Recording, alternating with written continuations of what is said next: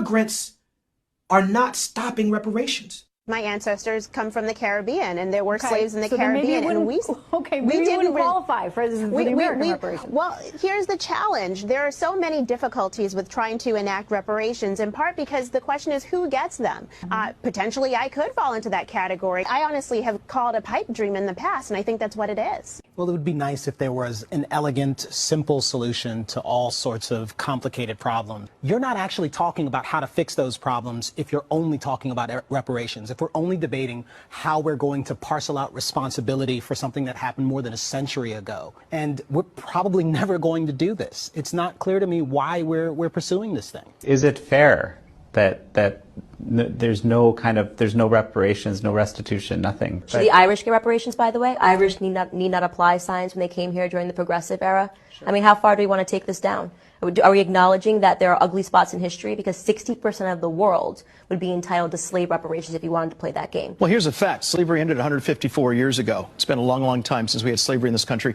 And you have people like my family. I'm black, but my family came to the United States in 1962. My parents are from Costa Rica. Do I get a check? I did a couple of essay contests that I actually won. And I won like NAACP AXO award for this essay and something else. I can't remember another, like I ended up winning money. And the essay was, do you think black people should get reparations? And I was like, no, you didn't work for it. Why are you so against reparations? Valerie, it's a matter of a waste of time. We've got so much to do. And yet you have people who invest so much energy and attention on what I consider to be a dead-end idea, a dead-end movement.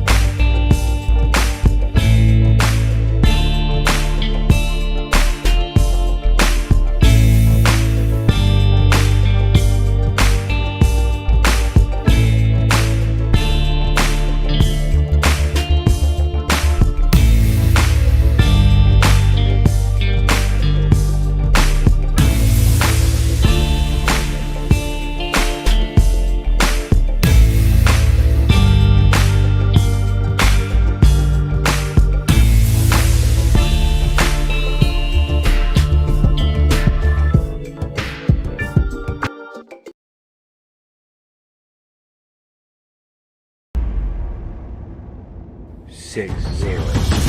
If you want genuine black conversation that's uncompromised, unfiltered, join 60s.net today. Jay? Yes? I love 60s. I'm so excited there's a site where we could finally talk about black issues. When's the last time you posted? Well, the way my phone is set up. You're clearly not that excited about 60s. Have a great day.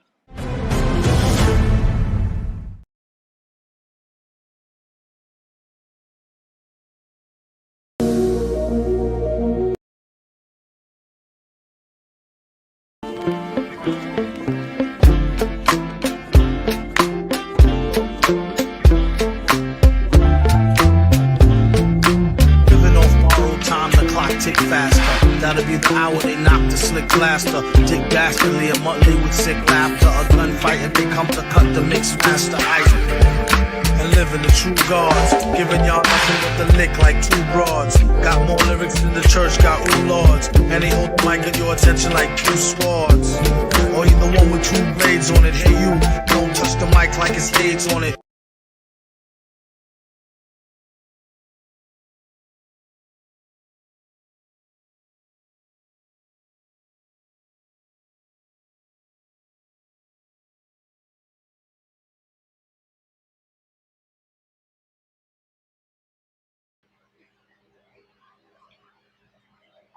All right, welcome once again to the Beatzilla PDX official show. I am your host, Beatzilla PDX officially, and this is the weekly wrap up.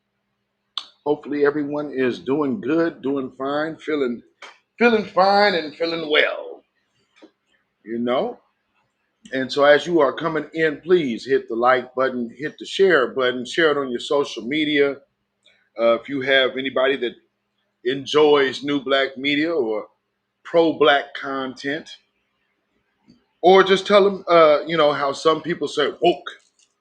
I don't like that word, but this is an intelligent, certified black space here where the truth speaks. And I am one of the representatives of the truth. So we will let that rest where it needs to be.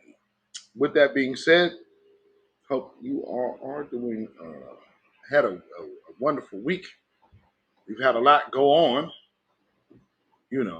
so sometimes we have to address things, or sometimes we just have to sit by and let things address themselves. Sometimes it does not necessarily need, a situation does not necessarily need your input or assistance. You sometimes just need to facilitate a position and a place for the conversation. But with that being said, let me see who I got in the chat. Oh, let me send this real quick. So first off, shout out Lioness Crown in the house. I see Capricornus, I thought.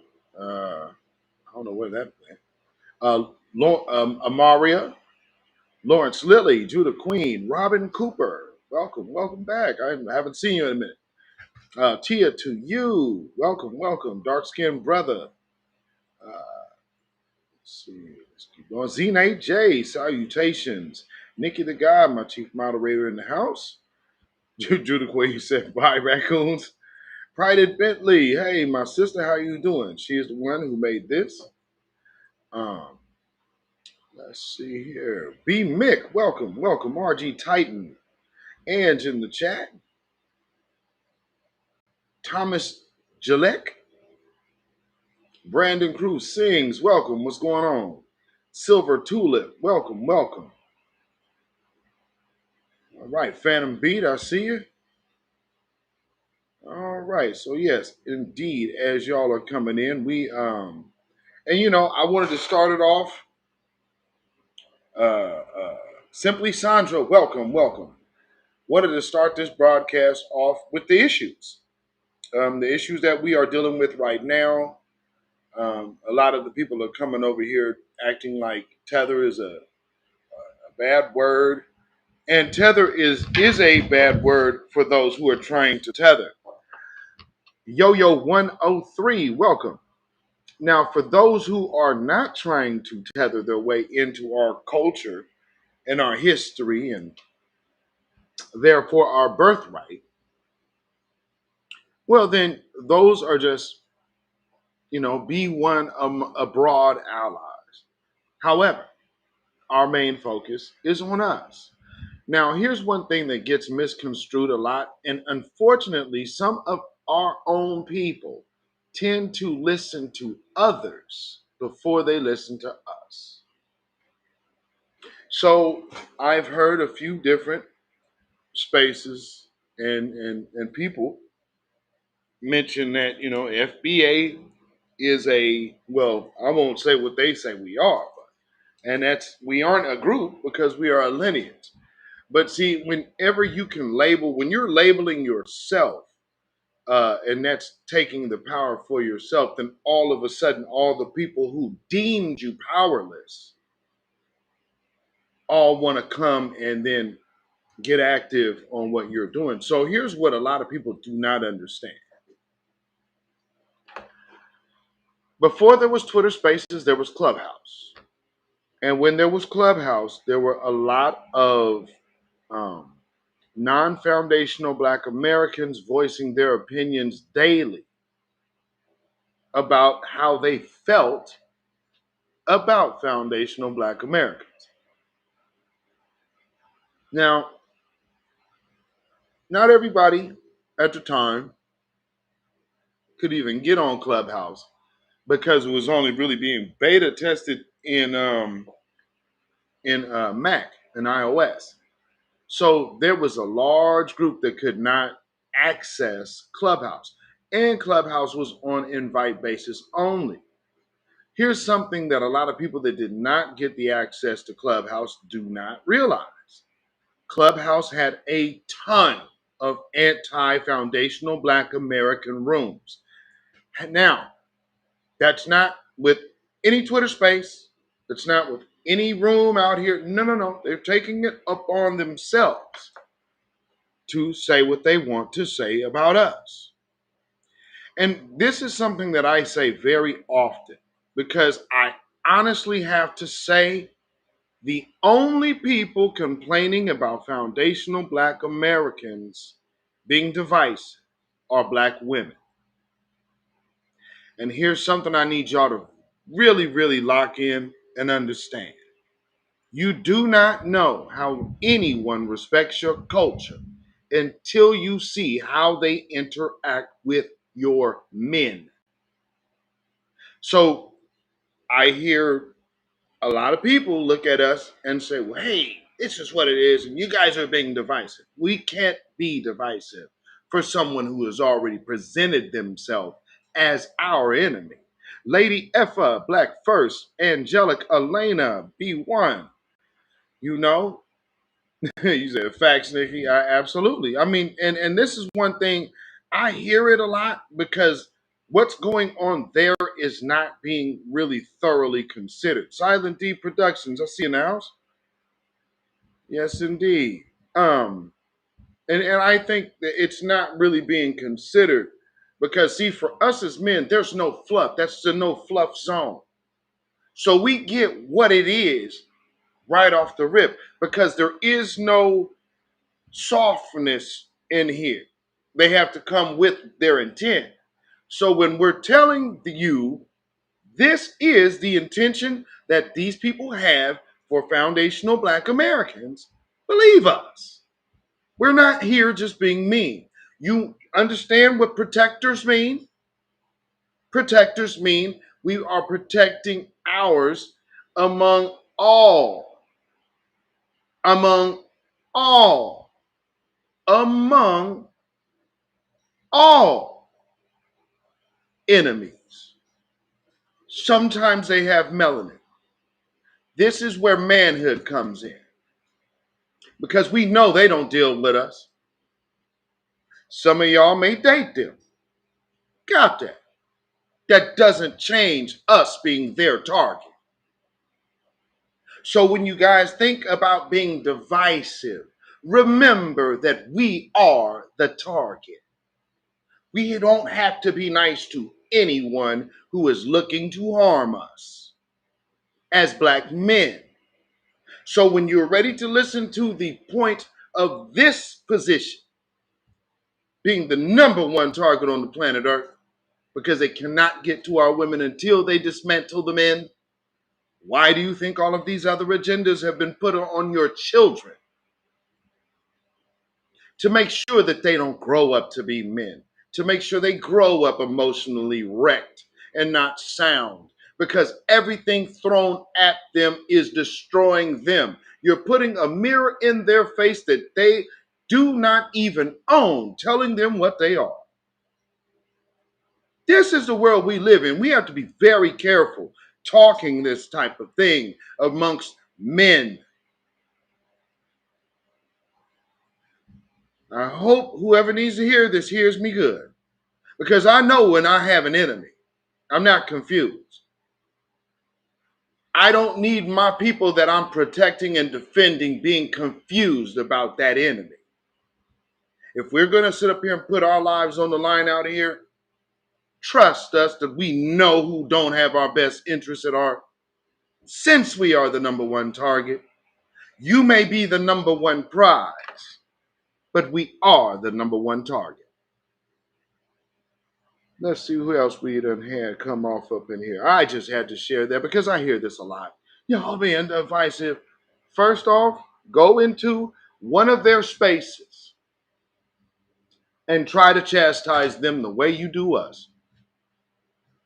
And see how that works out. See how they talk to you. And then come back and please do the one thing that most black men never actually witness. Come back and apologize. Black men, y'all was right.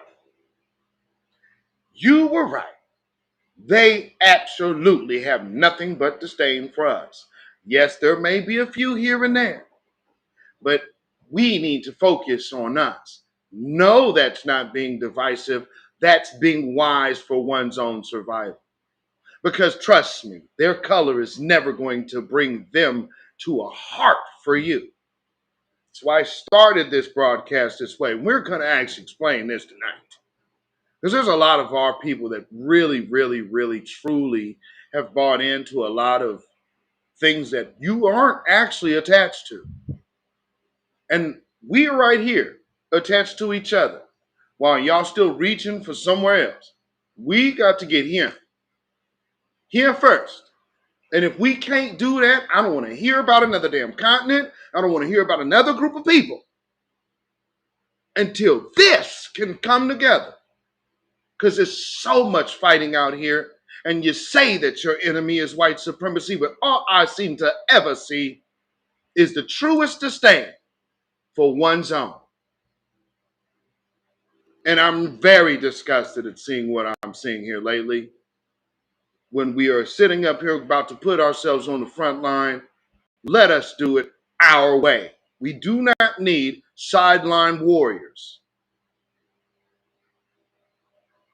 I can't stress this enough. We absolutely do not need sideline warriors. That brings in confusion. And we aren't confused about who our enemy is. Trust me when I tell you, ladies, the men got it. I know it's foreign to y'all, but trust me, y'all ain't never met a dude like me. Let it ride. We got this.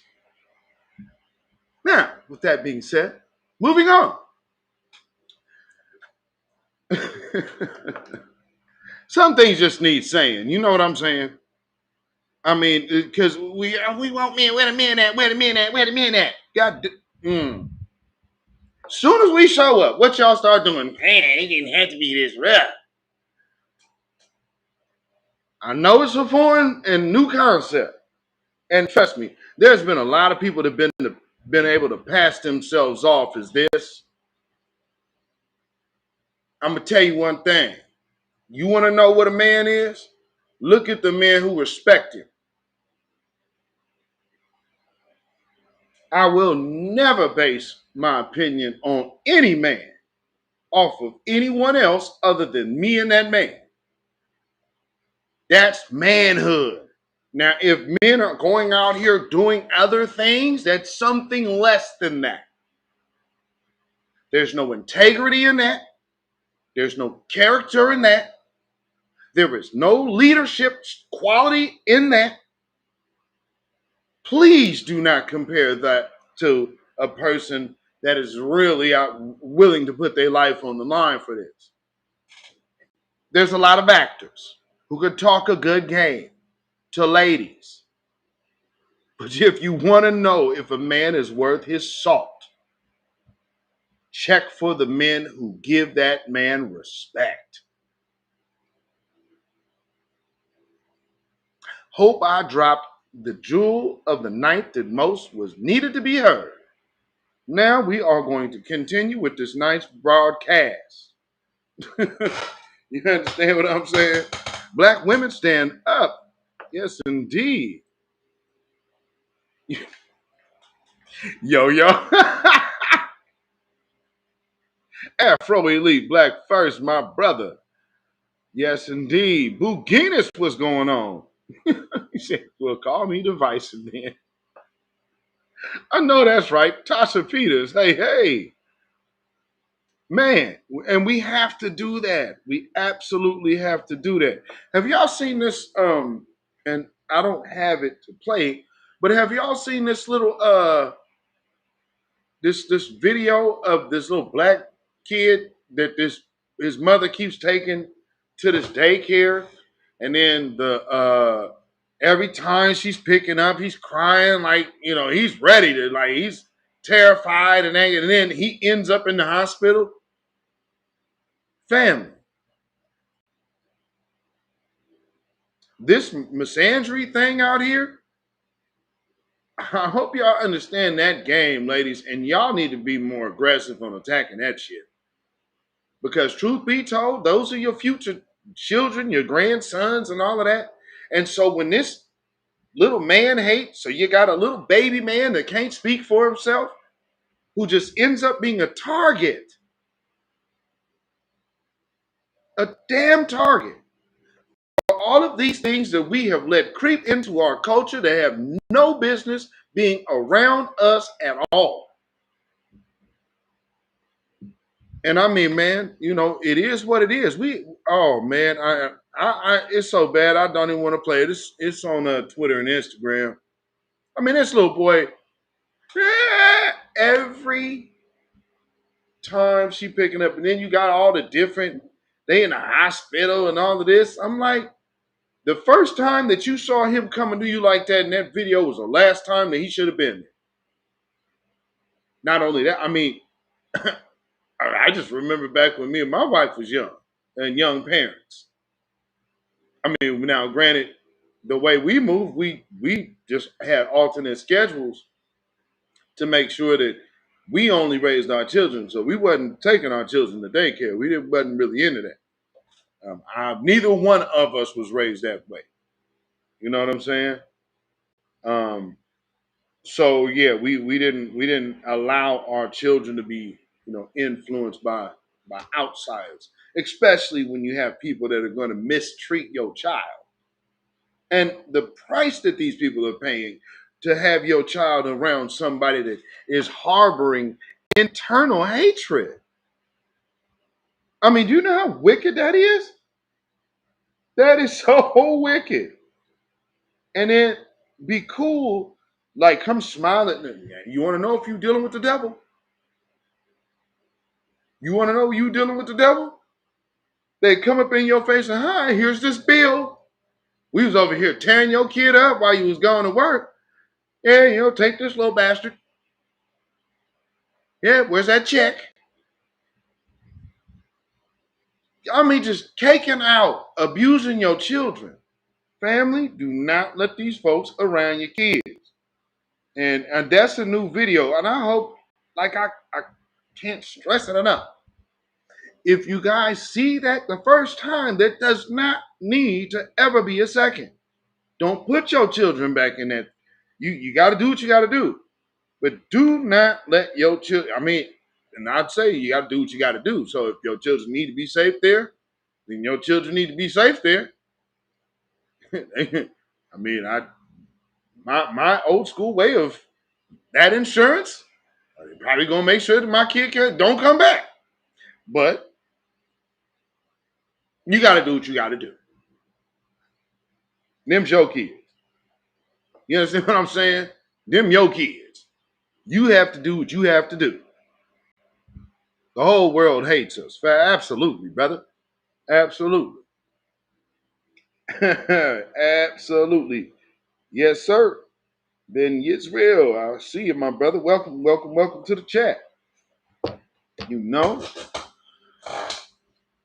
man, yes, sir. Always good to see a good brother in the truth. You know, and again, here, I make no mistakes about what I represent. I don't push anything on anybody, but okay. All right, right on, right on. Okay. So pretty soon, man, we're gonna have to have some special guests fly through here, um, and I might have to bring my brother up here a little later if he comes through. Um, yeah, something I've seen this week, and as y'all know, and we spoke about this the other day, um, how we spoke on how getting agents out to paint. That was the certified truth space for the week. My brother Black Alpha hosted it. Right now, that's actually up on D Tubman's channel. It's she did it as a mashup. So what I'm probably going to do is probably like maybe somewhere over on the weekend. I might even do a late nighter and just do the our portion of it. And then also look out for Monday or Thursday space, which we did about um, our music. And I wanted to make sure that we took that took the steam out of the energy that was going on with everybody kind of. And I trust me, anybody that tried to kind of like piggyback off of the space that we did, I commend your efforts. But I'm gonna tell you, when we left it, that's where it was. So if y'all pick that back up, y'all gonna just pick up a headache. You make sure you have a bottle nearby. Cause partner, get your rest. Get a good meal in you, and get you a fifth or a half gallon of whatever your flavor is, or get you a few bottles of wine, and good luck, brother or sister, if y'all ever want to try that one. Oh, Yayla Arquette, welcome, welcome. We are officially international. Oh, and shout out to all the international viewers. And I have to say this, by the way, thank you all for getting me over 20,000 watch hours. I don't know. I mean, that's not no easy feat. Now, granted, we don't have over 1,000 subscribers here on this broadcast, but being over 20,000 watch hours tells me that people are paying attention to this content, um, in spite of, in spite of not having even 1,000 subscribers. I do absolutely have the attention. My impressions are ridiculous, but I guess. Oh, here's another thing I just recently noticed. There are other things. Thank you, Linus Crown. There are things out there that they can put you on lists. I would advise all of you to go check out Twitter and go see about there's an option that says list that you have and then list that you're on. I would advise y'all that are busy out there on the Twitter streets and platforms and spaces, I would strongly advise you just check that little tab and see who has you marked in certain lists on Twitter. Torian Rain Reloaded, what is going on, my brother? Welcome. Queen Alpha, hey, hey. Got one of my co-hosts in the building.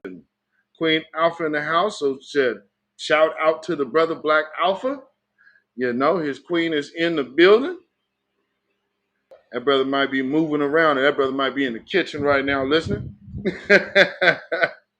You know, and that's a whole nother thing. We have the generation where men and women cook.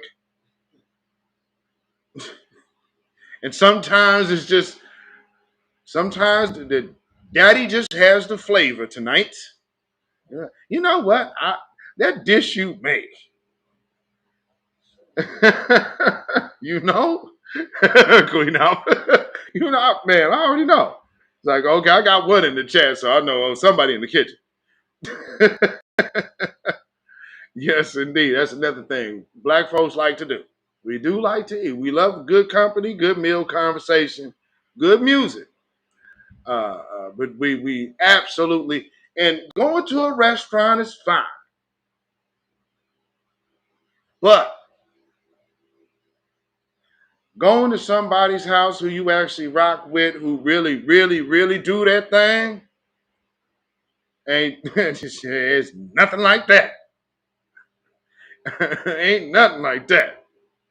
Yeah. Where them old church mothers at? Where them old church mothers at? Yeah, let me get some of that. Just tell them I don't eat no pork. Yeah, and you know what? At this stage and age, a lot of them ain't supposed to be eating it anyway. So you might luck out and get you around some old heads that had to cut pork out their diet. Woohoo! Win. Smoked turkey leg greens. Yeah, we're working. Yes, indeed. Yes, indeed. We are working. You know what I'm saying? Something else. Y'all, I know y'all been catching Kid Gravity and Afro Elites back and forth battle about cuisine. Well, see, out here we don't really get a lot of New York cuisine out here per se. We got the steakhouses, but we have more like Chicago stuff here. If anywhere outside of like just the international scene of Cartlandia's here. But that Italian roast beef, that Chicago Italian roast beef, good Lord. Life changing. For those of you who still eat red meat, I do. I will admit I still eat red meat. So Chicago has some of the best food overall, hands down. You know, I definitely want to try some of that Harold's chicken because I've been hearing, you know, I need to try to get the true understanding. I need to have Harold's and then I need to have some chicken in DC with some mumbo sauce. Now, of course, I keep mumbo sauce in the house, by the way. Shout out to Capital City. Yeah, shout out to you for your excellent service on delivery of mumbo sauce. I have to appreciate how y'all get it in out there. I'm partial to the sweet and spicy mumbo sauce. The black label joint. Yeah, we keep that here. So yeah. You said you have some in the kitchen right now? I know that's right. For real. Hey, if y'all ain't had no mumbo sauce, treat yourself. I mean, like, and if you can't get to DC, you can still order some on Amazon or go to their site, get some of that capital. I wish Harold's was like delivering a sauce because trust me, brother. Oh, I'll be right here giving a taste test. Because we got this place right here in my city that's called Jack's. Jack's is like, you said Wegmans sell, but y'all out there. Yeah, I mean, y'all out there where all the food coming from. So yeah, I expect that, Judah Queen. Y'all probably buy that in a corner store out there. Oh man, I'm telling you, yeah, you definitely got to get some of that sauce. Oh man, the mumbo sauce. Yeah. Yeah. So like I was saying, we got the place here called Jack's. It's a corner store that is the chicken spot. They specialize in wings. Wings, JoJo's, and now they have legs. But I mean, I'm talking about fresh. You will know when you smelling Jack's. If somebody walk past you with a bag of Jack's, you be like, I know where you've been. And okay, we let me correct that. We call it Jack's, but it's actually called the Alberta Street Market. That's how you know that's one of those spots. It's called Jack's. That's like, you from here, we call it Jack's. Where you at? 9th and Alberta. That's Jack's. But it's literally called the Alberta Street Market. So if y'all ever wanted to look up Alberta Street Market and be like, damn, that chicken look good, that's Jack's. That's what we talking about. So when we say we eating Jack's, Alberta Street Market chicken. Oh, Lordy. So tonight we have to talk about these individuals who, for some reason, are really trying to mesh their way into our blackness. And here's the thing. I'm not saying, oh, flat blackness and this. What I'm saying is, everybody, okay, we got melanin, right? But our lineage, this is what we're referring to. And all we're saying is, we just looking to reconnect with us. You know how selfish it is for every other group not to allow us to heal? Think about that. You have a whole group of people, a whole nation of people suffering from post-traumatic slave syndrome. Shout out to my hometown sister, Dr. Joy DeGrew. You have a whole group of people. Absolute, and we stress this mental health, mental health, mental health, mental health, mental health, mental health, mental health. But you black folks, get over that trauma. Thinking space. Welcome, welcome. It's absolutely. We ain't got a chance to heal ourselves. You know, and right now, look at how with the therapist woman, she's coming out, oh, black men, this and y'all got to do. And there's a whole new doctor came out her mouth talking crazy about black men again. Oh, man, y'all just got to do this. Now, I guess she's not a licensed therapist per se, but nonetheless, you're in a position of trust. Women don't, and so obviously these dudes don't understand what that means, especially down in foresight of somebody looking at you for a relationship. Because they are that's one of the major keys. That shows exactly how you internally process something. And how then you'll flip it and justify it. That mental gymnastics display, oh yeah, trust me. If somebody worth they salt noticed that, ooh-wee, sorry, sister, ain't gone. Yeah, that ship is leaving the dock. Don't you play nobody like that. Now here's something else. And again, this isn't because a lot of people, the hit dog hollering a whole lot, almost too much here lately. All I would say is if anybody puts something out there in the wind, it's not necessarily for you to defend.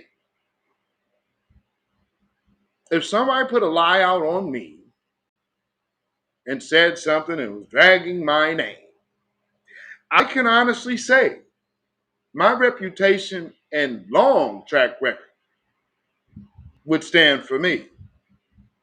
I don't feel compelled to jump out the window to go argue with somebody about something I know ain't true. And then At the end of the day, when you're dealing with people like that, just watch the inaccuracy. It'll show itself. So in these instances, don't always feel like you have to call everything out, because some things just will manifest themselves because that person just is what it is. Let it happen. I think we get so pressed because we at the moment recognize it. And so we like, man, everybody got to know. Time and chance sometimes is everything. If you know how everybody else would react, don't get caught up in how you see it. How everybody else going to understand? Are you going to be a hater right now? Because yeah, you might be right about this person, but are the people that you're trying to convince able to hear you right now? If you know they're not, wait until they are. You know what I'm saying? Be patient. You know. So with that being said, we had to do an agent space, right? I want you to understand when we're talking about agent behavior, we're not talking about any specific person. We are talking about the patterns of history. I've gotten it. I'm not the only one that's gotten into this on my broadcast. Like, other people have done shows on this. So it's not something that's new. So when if something happens out there, it's, things are being said out there. I have never changed from what I do. I'm a BS detector. That's one of my natural strong suits. Literally. Like, that's literally one of my natural strong suits, is picking out liars. That's why, like, I already know most people, if you come from the DNC camp, you've already been instructed to avoid any public confrontation with me. So, without further ado, let me enlighten you on how deep that rabbit hole goes. This is what niggas don't want to talk about, right? In the feds, when I went to the feds, they had this shit called third-party cooperation, where you can be in jail, you can be got sentenced to 20 years. You sitting in jail. Now 3-4 years done passed. Now you want to cooperate after you sentenced. So now you can have your cousin, your uncle, your grandma, your mama, your old lady. You can have them running around setting niggas up, doing controlled buys on your behalf to get you back in court, to get you a sentence reduction. No, your name ain't gonna be in nobody's paperwork. No, your name ain't gonna be hot in the streets as you a snitch, right? Shit got to the point where it became a business. Niggas calling home like, yo, man, I got 10K, I got 20K, man. Go get me a few niggas, man, and get me out about this shit. Listen, the biggest misconception about snitching is paperwork. Because the most clever snitches in the world is gonna quickly holler, I bet my name ain't in nobody's paperwork, and they can say that confidently. Because their name ain't in nobody's paperwork. The only snitching you niggas understand is 2 niggas get in trouble and 1 roll on the other. But man, the most dangerous snitches in the world is the bitch that ain't even in trouble. The bitch is doing it for money.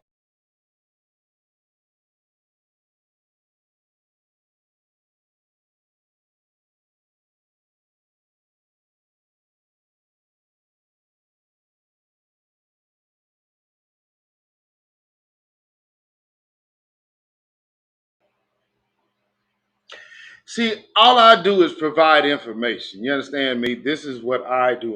That's the lane I'm in. Now, whatever you need to take it and apply. See, we are educators here. I'm trying to enlighten you on how to be able to conduct yourself out here in these spaces and understand how people can kind of get down. You understand what I'm saying?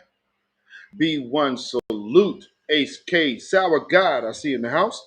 Zene J said those feathers are like the old saying my great grandmother used to say, kick the cat when you can't kick the dog.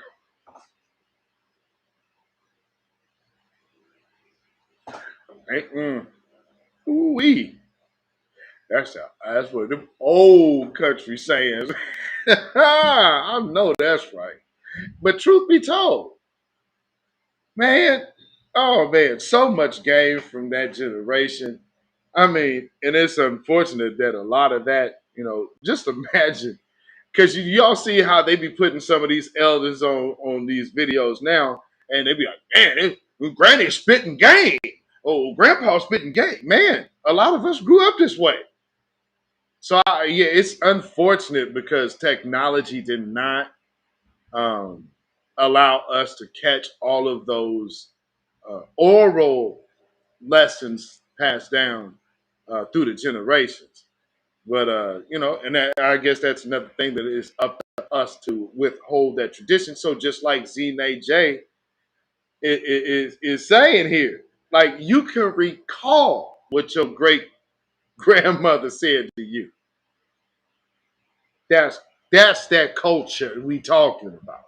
And these people come up here like, oh man, I mean, we all fell off. We came up the slave ship, and and in Louisiana we got the Congo, and I mean, in Louisiana we got the Congo. It's Congo City, in Louisiana. It's the Congo. It's like, oh, good grief, dude.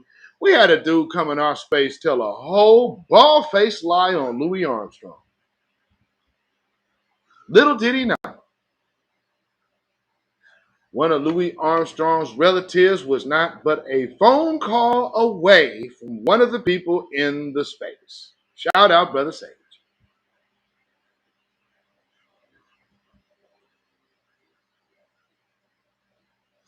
When I air that replay, make sure you tune on in. I mean, you want to talk about egg on your face? Boy, we served up a heavy dose of slice of crow pie. I mean, Johnny on the spot. You couldn't get out of the space before the receipt came up that he was a whole liar. But my instructor told me, and then he also says this, little do he know, Trombone Shorty's mentor is literally in the space. And he just talking all this madness. And I'm like, oh, dude, got it. Okay, well, because see, a lot of them jazz musicians came up here this way after Katrina, because Reggie Hampton came here. So Reggie Hampton being part of the same crew of Brother Gregory that was in my space the other day.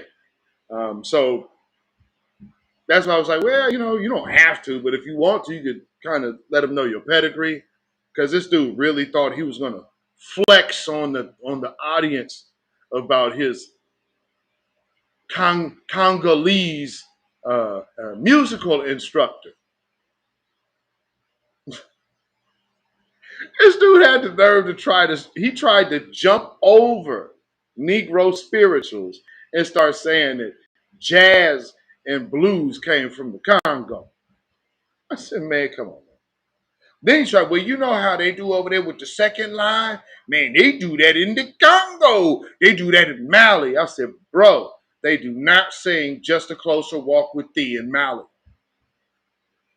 That is absolutely an American spiritual. And if anybody knows about second line, the first song is the slow song. You know what that song is?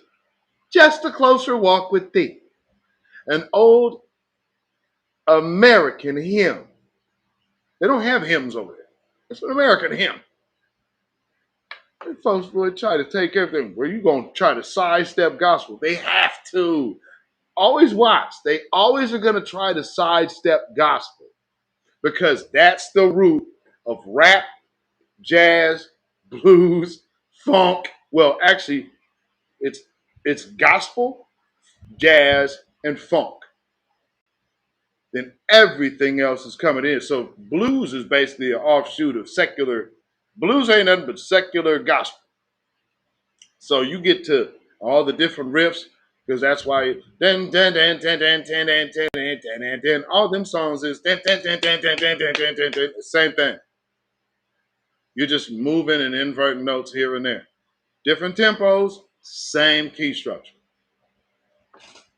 That's our culture. It's like you ain't gonna go over there and hearing people singing in A flat. Stop it. Stop.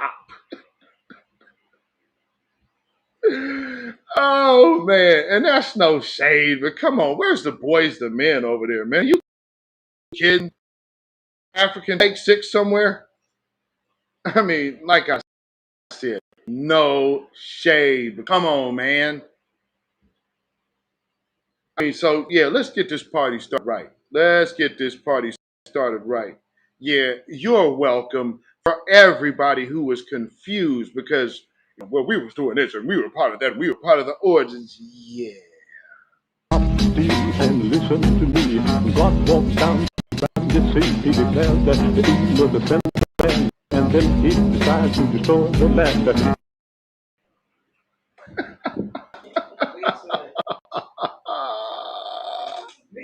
Now, come on, man. You got the Jubileers with Dr. Dre? But, man, they created hip-hop, man. Shout out to whoever put that together, because look at that. From modern hip-hop, origin, foundational Black American, true and through. Where y'all at? What you talking about? I don't understand. And boy, they getting, man, the powers that be are putting the hammers down on some of these old heads. Y'all better get out there and start mucking up the waters, y'all. Now we need you to start sloganizing. We need to start sloganizing now. We need y'all to get out there and say, Latinos created hip hop. They had the brother, was a grandmaster, has come out and kind of retract his statement. Well, man, I want to say, man, I had a lot of Latinos around me. They was part of my crew. I mean, it was all Hispanic cats, man. They were around, man. They were there. Yeah, they were around. Key word, in proximity. I mean, my neighbors in proximity. Does that make them the author of my broadcast? No. If I had company right now and they were in the house and I mean, okay, you're around. Okay, you're a witness and a fan. How did we go from being a fan in the audience to being on stage? That is a wonderful, masterful feat. But they pull it off somehow. So let's start looking at some stuff out here, shall we? Let's see. Let's play this. Because these people, I mean, you guys don't like us. Oh, and was y'all listening to Tariq Nasheed's space today? Dr. Cobb up in there.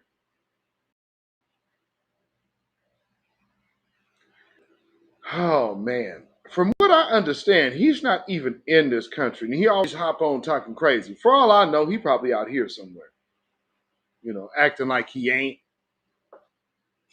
Because if y'all was in my space and the one dude from Seattle called talking about how foundational Black Americans on his job be treating him some kind of way, and I caught him in a lie because I was like, you see, my name literally says PDX, so it's like the city is in my name. So the fact that you finna sit up here and turn around and say that foundational Black Americans was treating you this way, where? Oh, well, in Tacoma, you're a liar. I got people in Tacoma. Matter of fact, y'all know I was just up there last year. So you ain't finna tell me that you up there like that. No. Liar. And they do that thing here too. It's like, oh man, they're looking and they're jumping on us. The Asians got that bad here too. Then when the white folks actually jump on Asians,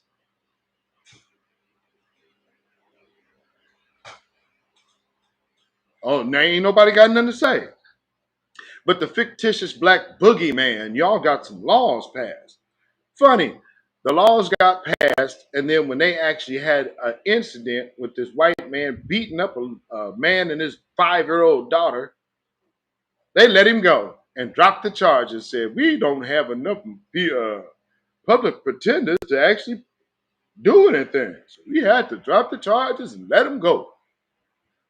You think that the DOJ would have stopped in to make an example for good old Joe Biden's anti-hate crime law? Because this would be the perfect time. It's an election. You could say, look at what Democrats done in a Democratic area and blah, blah, blah. And we upheld the law. But instead, no, I'm sorry, just can't do anything. No harm, no foul. Sorry, we're just white and we say so. And this person has multiple run-ins with the law, but, you know, ain't no harm. No. He has previous assaults before. But welcome to Oregon. So when y'all be saying, oh, man, they letting everybody go drug-free up there, is you crazy? That's for them. Get it twisted. You think they... See, I don't know what goes through people's minds. It's like y'all really do not understand the system of white supremacy. The laws that they're putting on the books, why would you think those apply to us? What is wrong with you? You really think you still in the mindset that system is fair, huh? Okay. Okay. Oh, Lord. And then Hispanic telling me, what the hell are you doing, man? What are you doing playing Jungle Bunny music, what the hell are you doing, man? What are you doing playing that Jungle Bunny music, And then the Hispanics were telling me, what the hell are you doing, man? What are you doing playing that Jungle Bunny music, And then the Hispanics were telling me, what the hell are you, man? What are you doing playing that Jungle Bunny music?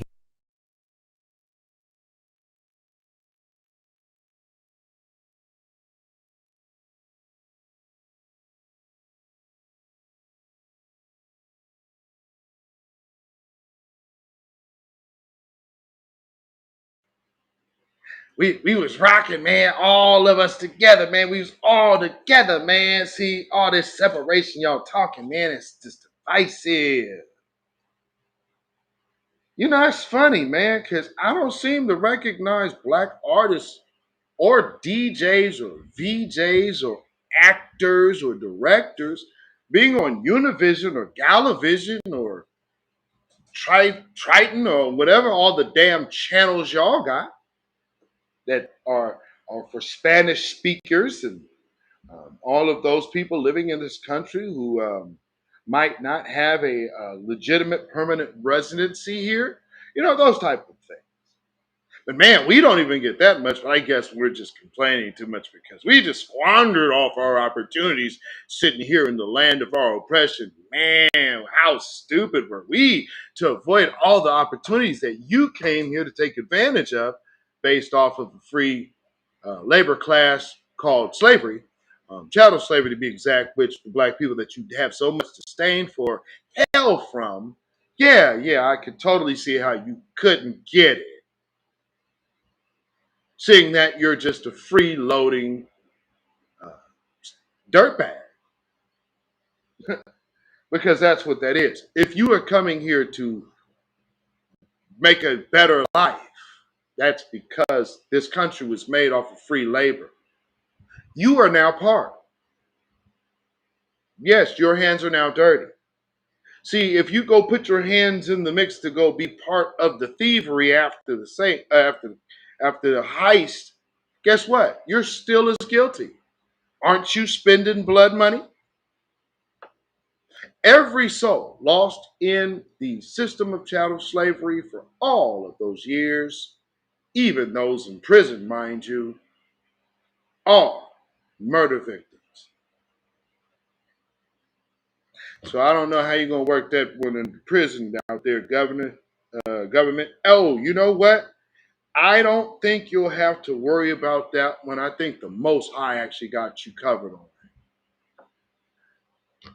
it. So, let's see what we have next.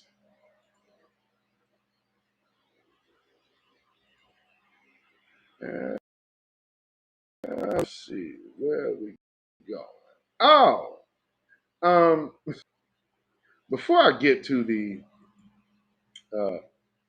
Hispanic piece, let me let me do this real quick. There was this. Some of y'all probably saw this. Some of y'all probably saw this meltdown at a press conference. Morning. Mary and Dr. Nicholas, 2 weeks ago, they were named in a lawsuit by firefighter Jared Jones, who says he was compelled to go to the party by his captain. The lawsuit alleges the party mocked the Juneteenth holiday and included racist tropes like fried chicken. The allegations of this narrative have caused my family almost unbearable pain. Our children are being attacked on social media. Cancel culture can be cruel. Never mind your blatant racism. So let's go back and just I want you to just revisit that. I mean, because let's not talk about cancel culture now after you meditated doing something so absolutely reckless and racist. So please. Nicholas cut it Nicosia out. walked into a hotel conference room with their attorney. 2 weeks ago, they were named in a lawsuit by firefighter Jared Jones, who says he was compelled to go to the party by his captain. The lawsuit alleges the party mocked the Juneteenth holiday and included racist tropes like fried chicken. The allegations of this narrative have caused my family almost unbearable pain. Our children are being attacked on social media. Cancel culture can be cruel. It took me 32 years to build my reputation, less than 2 hours to destroy it. Here is the entrance to the backyard. Attorney Corey Hogan showed photos of the Nicosia house. And you will see that this event was a political event. There is absolutely no race where.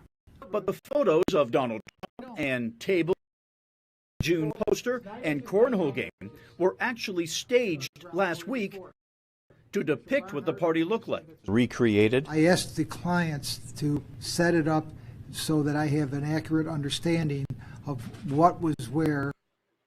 Yeah, see, now look at what he's trying to do. It was political. No, being black is not political. Talking about our history is not a political thing. It's nowhere near.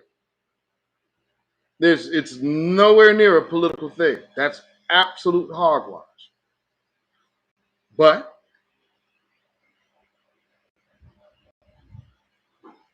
notice something. American Indian Empowerment PAC. Can we stop calling Swarthy Raditani American women and men of American Indian, color, European descent, Black African Americans, minority people of color, FBA, or anything other racist terms? Foundational Black American is not a racist term. It is a term to which we choose to call us ourselves. Is there an issue that you are called? I would like to know how you're identifying that as racist.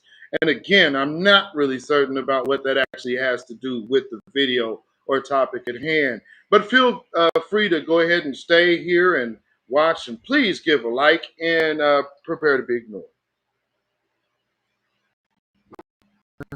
Mr. Hogan, can you share actual pictures of the party? I don't have any. I don't that there were any. I will find out. Mary, were there pictures, actual pictures of the party? I didn't take any pictures. What I had to experience a month ago, it cut me very deeply. That's firefighter Jared Jones. His lawsuit says being forced to go to the party at the Nicosia home created a hostile work environment, discriminated against him. The press, look into their backgrounds, find anything done in their lives, their 50-plus years lives, that's racist. We didn't have to wait long or go very far to accept that challenge, because 25 minutes after it was made, Mary Nicosia admitted she's the owner of an anonymous Twitter account that she and the lawyer admit posted racist tweets. Mary Nicosia apologized for that. Berkeley Bree News 10 NBC. All of that crying while you lying.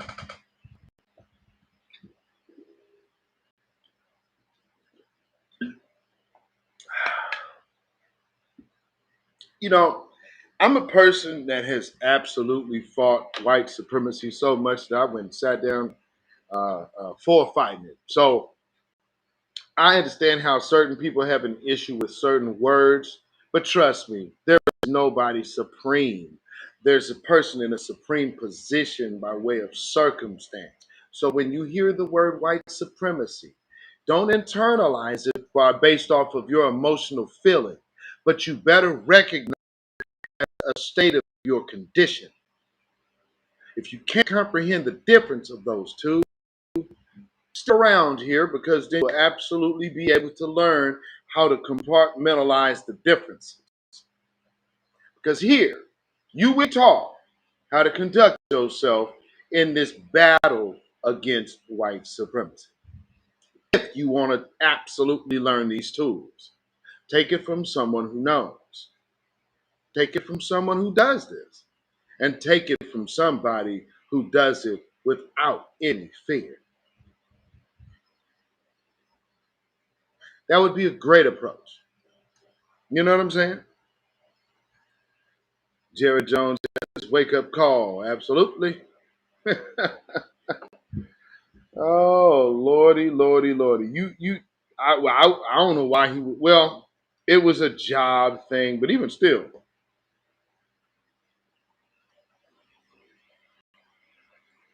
Now let's keep it a buck.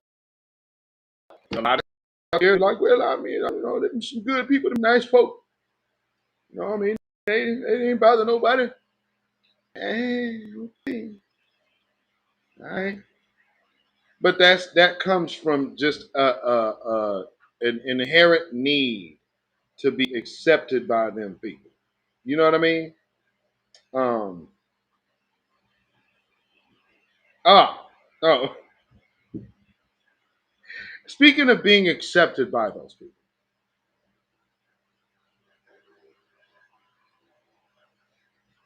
there's that. Let's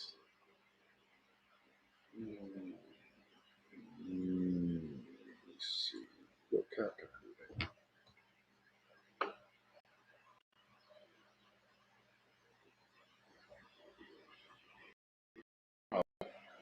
Okay, so let me see how I can do this real quick. But I can't hold up the screen right now. Okay. So there we go. There we go. So y'all get to look at me while we take a good listen to this, and I'm gonna break this down. So some of y'all know that I have recently been blocked by Vivica Fox on Twitter. Because if y'all don't know, Vivica Fox is one of them women that will do anything for her paymasters. And absolutely every time she gets a chance to take a shot at black men, she takes no hesitation. So I wanted to let her know because, see, she knew as an adult that a licensed physician, especially a licensed therapist, is not in the same predicament of an average person. They take an oath to do no harm. So if you're going to come out and throw your clients under the bus, that's right off the rip immediately harmful. In just the professional mind state of being. Not saying I'm supporting men or I'm supporting women. Here's the professional code. But what does that say? I put that out there. She had a professional code. The code should have been the leader. What did she do? She got off code and her ass got fired. Let that stick with you. Let's hear it. A black woman who says she's going to start dating outside of her race. Take a look. But as a dark-skinned black woman, the most hate I get is from my own. Let me show you. I'll show you what she looks like, and then we'll go back to it. Okay. She's a non-foundational black American. Well, I'll say it this way. She's a suspected non-FBA. What y'all think? That wig? Yeah, I'm getting Injera vibes. I'm getting Joe vibes here.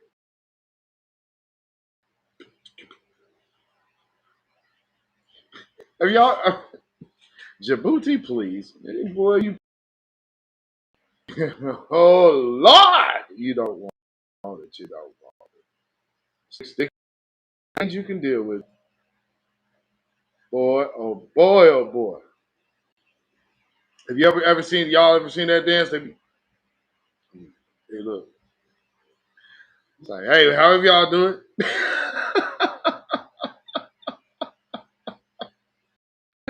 Oh Lord. Men. And me restricting myself to only dating black men is giving me little to no options. Is that how she looked for real? Because it was garbage. Oh, I'm sorry. So she's a model. So I went on her page, I made a comment, and she actually wrote me back. And I want to get y'all's perspective on this. Selena, let's start with you. What are your thoughts on her perspective? Now, I'm going to just full transparency before we go down the wrong rabbit hole. The video, she doesn't say she's done with black men. She still wants to date a black man. She says she has to open her options to also include non-black men. Yeah. And still, so she's not doing a Stacey Dash on us where it's like, I don't want to date black men. She's doing I'm opening it up so I can have options. Selena.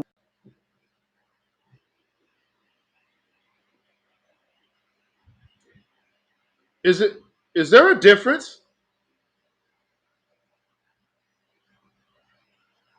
Djibouti Bob. Is there a difference here? In the words of Djibouti, honey. What do you think about that? Yeah, and she's pro-black and for the cause, Black Lives Matters, all of that. What was the most jarring in her rant was that she said the men that hate her the most, that treat her the worst, are black men. They be talking about black men. This is actually what they mean. So be clear, when they talk about black men, that's the black men that they mean. So let's get it right. I mean, because then they be coming over here like, my father is rich in my homeland, and where I'm from, we are so rich, and you guys you don't know where you're coming from. I am from the great Djibouti, and you just don't know. I was living in the hood. You don't say. Well, booty. Yeah.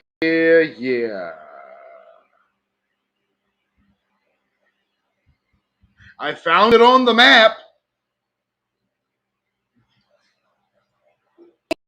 And that she said she doesn't have time for them. It's not fair for her to wait for them to heal. My God, that hit me because I was just like, you know what? It is unfair to expect black women to sit around and wait for black men to heal from all the things that they've gone through because of the color of their skin, because of what they've had to deal with in America.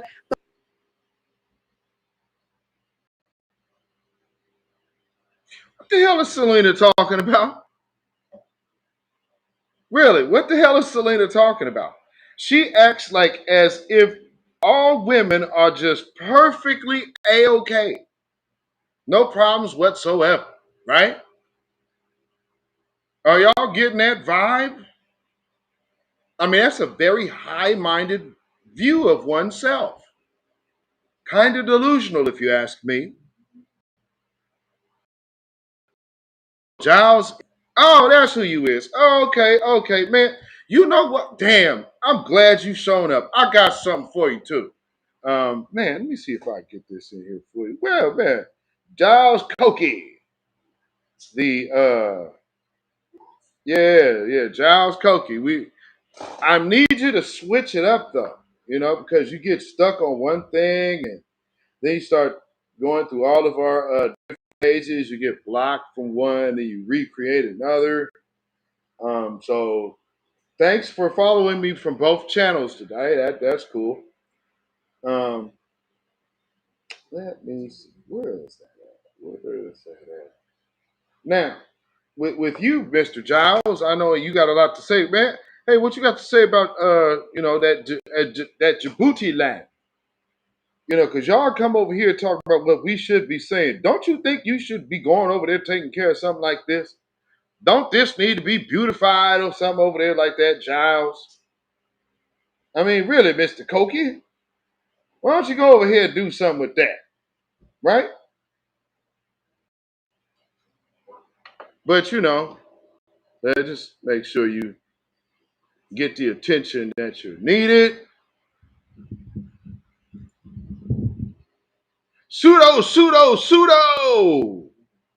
Mr. Giles. Niggas! Pseudo, niggas! Woo! I've been sitting on that one for weeks, Giles. Thank you for showing up. Boy, I've been sitting on that one for a minute. Thanks, man. I finally got to break it out. But on the other hand, Black men get to date all around their race, and they don't care. It's so many beige in this world, honey, that it don't make no sense. So there's a jealousy. There's a jealousy there.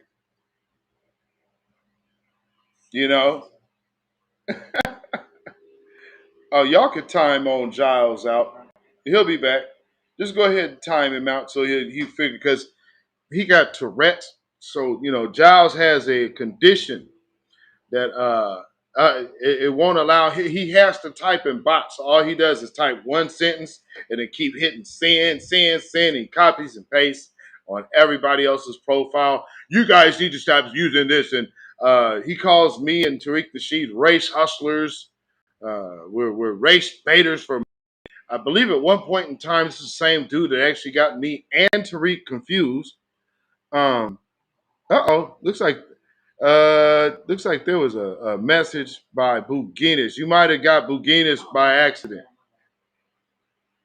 Looks like you got Buginis by accident. We're working that out, Buginis. Giles? Oh yeah, Mr. Pseudo. And you see him popping up in people's timelines and whatnot. Will you please stop using this pseudo thing and you're racing and Tariq Nasheed, the race hustler, blah, blah, blah, blah, blah. Yeah, this is him. This is him. Pseudo, niggas. Lizard man is back. Oh, no, man. I guess so. See, we was doing good.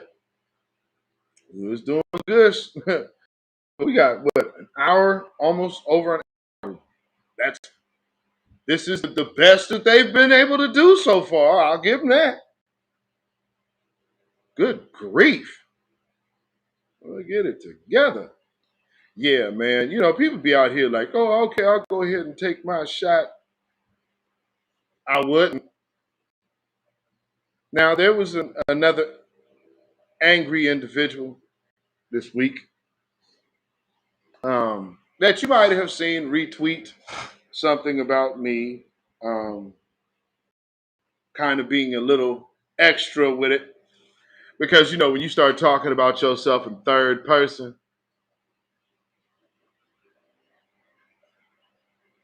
I mean, people just be mad and hating on the fans of Beatzilla. I mean, it's all the support of Beatzilla. I mean, you pay them haters no, man. I mean, Lord, because everybody just be loving the spirit of Beatzilla because, but Beatzilla got a lot of haters out there, and y'all know how Beatzilla is now. So what y'all need to do is you need to go out there and tell them, I don't need to be worrying my time about, I'm too important.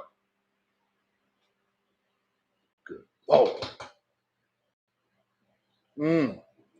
No, ma'am. No Dorinda. Not here. Oh, and I guess now I get why that happened. Come to find out that she's serving people with cease and desist orders to stop talking about what you got currently, not what you're actually calling a lie. Whoops. My thing is, I think it was great that she said that. I think, and I really think it's about being happy. You know, in terms of relationships, it really should be about being happy. It shouldn't really be about, well, I want to date. Yeah, you prefer, this is your preference. You always want your preference first. But if it's not working, you should not sit around and wait just because your preference, you know what I'm saying, is not coming through. You should go where you're celebrating, not tolerating it. Now, in the classic words of a misandrous idiot, you should go where you are celebrated, not tolerated. Black women, what group of men celebrate you over your men? Huh? I'm confused. I'm confused. What is she talking about? What is she talking about? Come on, there we go. Get y'all up here on the screen. Yeah, man. What is that woman talking about? So again, the one position she takes is this, that women don't have any kind of emotional work to do whatsoever. Matter of fact, women are women are they're angels, as if the PC man is going to collectively celebrate them more than their own.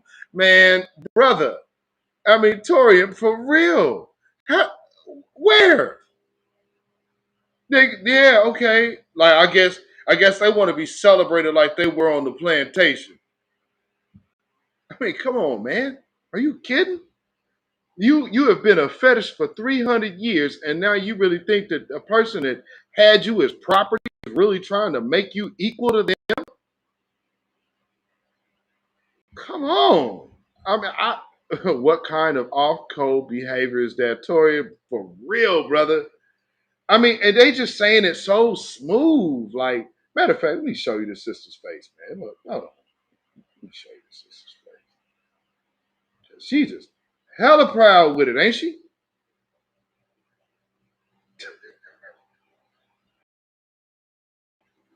She's super proud.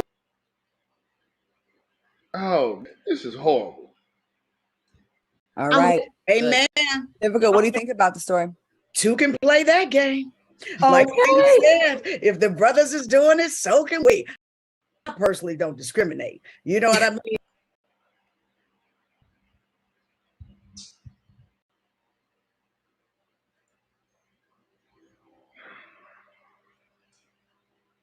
Just so you can get the visual. So you can get the visual.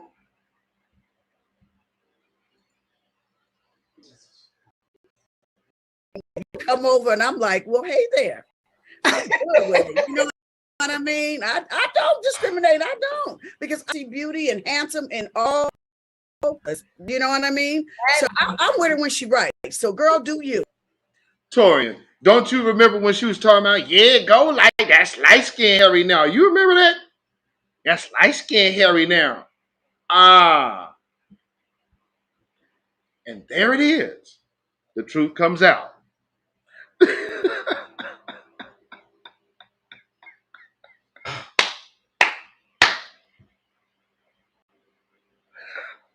Oh man, come on. And then he said, yes, unfortunately. And then we push back against this. We hate black women. I would like to see, and I've offered people in this position to come and literally explain that. And that's when I get the pushback of where y'all ain't ready to have the conversation. And I ain't the one that got to educate you and blah, blah, blah. One thing I need you to do, though, is be accountable for the destructive words you're using. And if you're pushing an idea or a narrative, I could at least have you explain that if you're going to point your finger at me and say, I'm that. Well, then let's work out how I'm that. That's when you start recognizing that people have bad intentions because they're literally speaking in bad faith, which I, at this point, cannot recall the last time Vivica Fox has not spoke about black men in bad faith. Can y'all? If he come up, he's Italian, French, Asian, whatever it is. If he's nice to you, have a good time. Okay. Lisa Ray? I concur. Nothing else said. Friend, that. Wait a minute. Now you understand that she is referring to approach, right? So is that to say that black men aren't automatically nice to black women? Is that, I mean, because that, how am I to take that? But if this man will come up to you and he's nice, all the men she's speaking about don't want nothing to do with her. And by her, I mean Vivica. Absolutely. I mean, come on. Now she done went to the got her face operated on about 75 times, and still talking like she 21.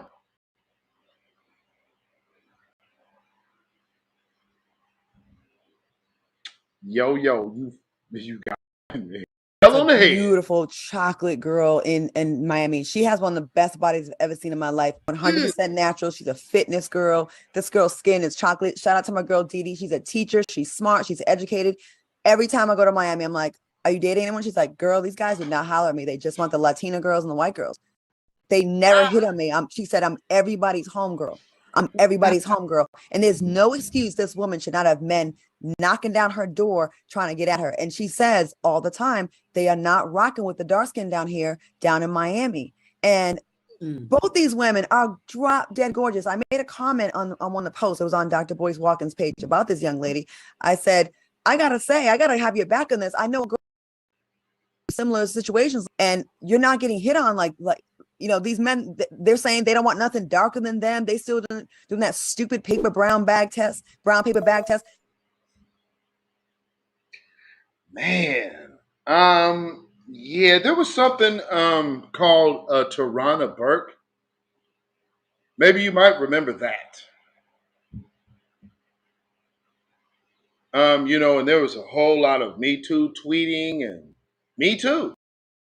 Me Too. Oh, we ain't ready to have this conversation. Me Too. Blame black men came right on after that.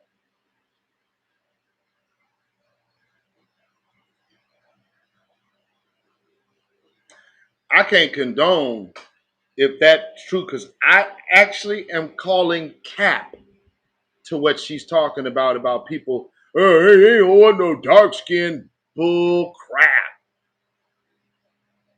That's cap.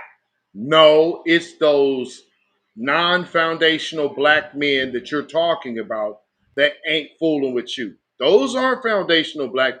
Because okay, let's look at the dynamics of what she's saying. She's an immigrant capital of the world. You know good and damn well the black men she talking about ain't foundational black men. She's dealing with immigrants. Of course they ain't dealing with you. They only dealing with the Latinos. They came here to deal with them. So yeah, now you tell me all your dating pool is full of immigrants. I really wish that this is where that line would get drawn, though, because when you start talking to these people, you'll find out that I'm in Little Haiti. Why are y'all calling them black men? See how the waters get muddy? And ain't nobody at Fox Soul gonna sit up there and stop them and say, hey, no, you need to actually start saying these are Haitian men, or these are Jamaican men, or these are Bayesian men, these are Trini men. Because you off in the black immigrant capital of the world. She could be talking about Cubans, Puerto Ricans, anything. The one thing that there ain't an overdose amount around, there is foundational black Americans. There's a lot of Come men in our on. community that have issues that don't want to date someone that's as dark as them or I just have to keep it a buck though. What did your daddy date? The hell did your daddy date? I think you need to shut up. I mean, on some real, Claudia Jordan, I think on this one, you probably want to pipe down. I'm just saying. I would have took a hard pass on that, sister. But whatever. darker. And they have real issues and they do need healing. And Selena, you are absolutely right. Why should we have to wait for you to go get healing and go get fixed? Or why do we have to be the ones that fix you? She a beautiful woman. And when men do it, we don't say anything. When black women do it, for some reason, they want to make us be sellouts and bed wenches and all kind of nonsense. Couldn't help but notice the bed wench comment from a woman who actually was still trying to come around the black community while she was up at Tariq's studio. That's kind of amazing, like how these people do that. So no one is asking you to fix a damn thing. That's you. Thank you, Torian. I mean, because look at this. They go right back to this and well, nobody needs to wait for men to fix themselves. What are you talking about?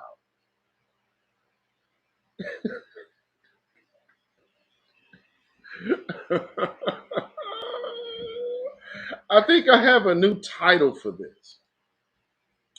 Okay. This right here, this is the dating Deadpool society.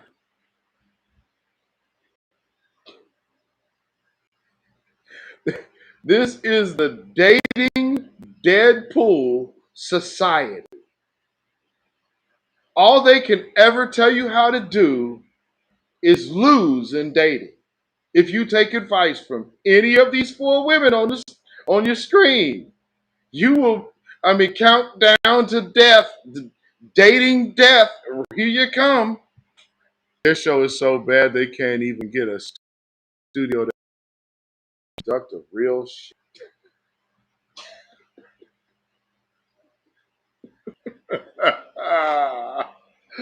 Facts, Torian. Oh my Lord. Oh, these are enemies, man. See, this is what it looks like when you actually have given up on your community and you like, give me all the biscuits you got. I'll take every last one of them biscuits, master. Give them to me, boss. Now, but if you complain about what they doing, oh, you went to massa. The only reason you was talking about us this way is because you thought massa had your back. Then when they find out the master is like, oh no, I'm gonna break this tool. I'm like, yeah, black community, black men hate black women. Y'all ain't hollering at her. Yeah. Y'all Let me ain't tell you hollering. this. Have y'all seen that actress that went to the Oscars and her man is white and she walks so public the way he looks at her. Yes, he look at her baby. Oh, Serena Williams, honey. Yep. Serena Williams too. Okay, Torian, because I'm pretty sure Torian Reloaded did a broadcast on this when they were talking about Will Smith and how Will Smith was so wrong about defending Jada and all of that. But oh yes, girl, yes. You see the way he looking at her, yes. He celebrating her, yes. Oh my Lord. And if you acting like this, you a bad. But do you hear yourselves, black women? Come on, sisters. You making our foundational black American sisters who are black first look awful.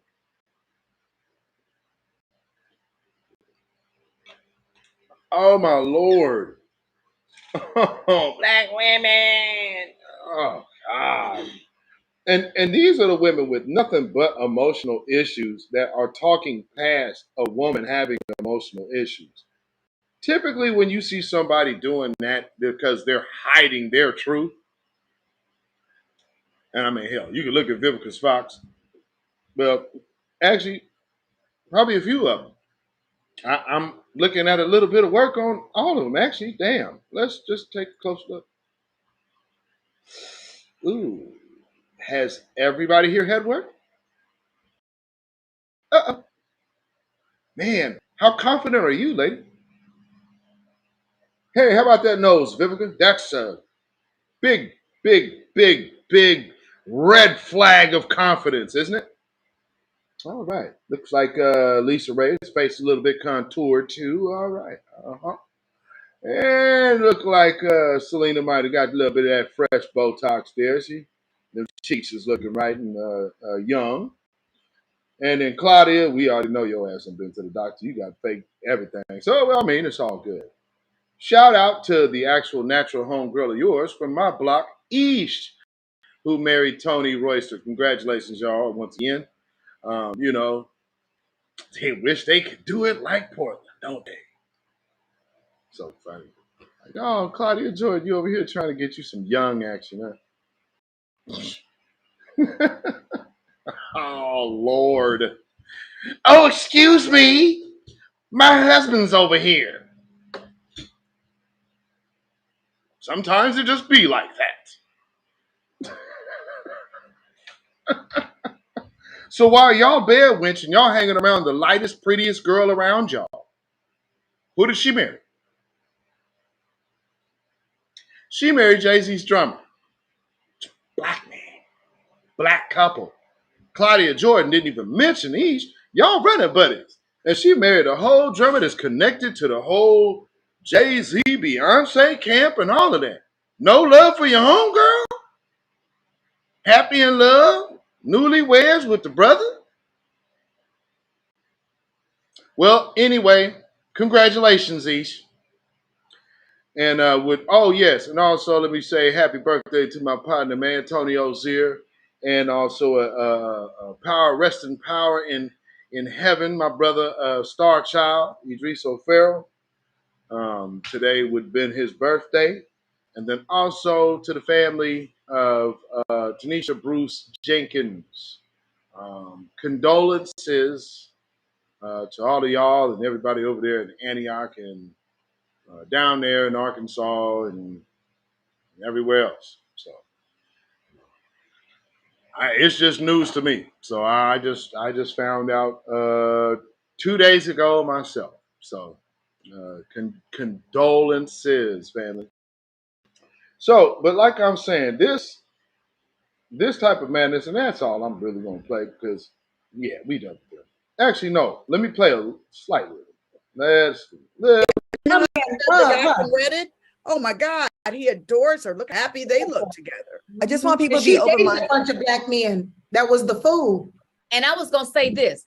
You know, my mom back in the day, she used to say, what's that saying? The sweeter the berry, the darker the berry, the sweeter the juice. And I used to be like, because I had not seen it. But now this day and age, it's impossible not to see it.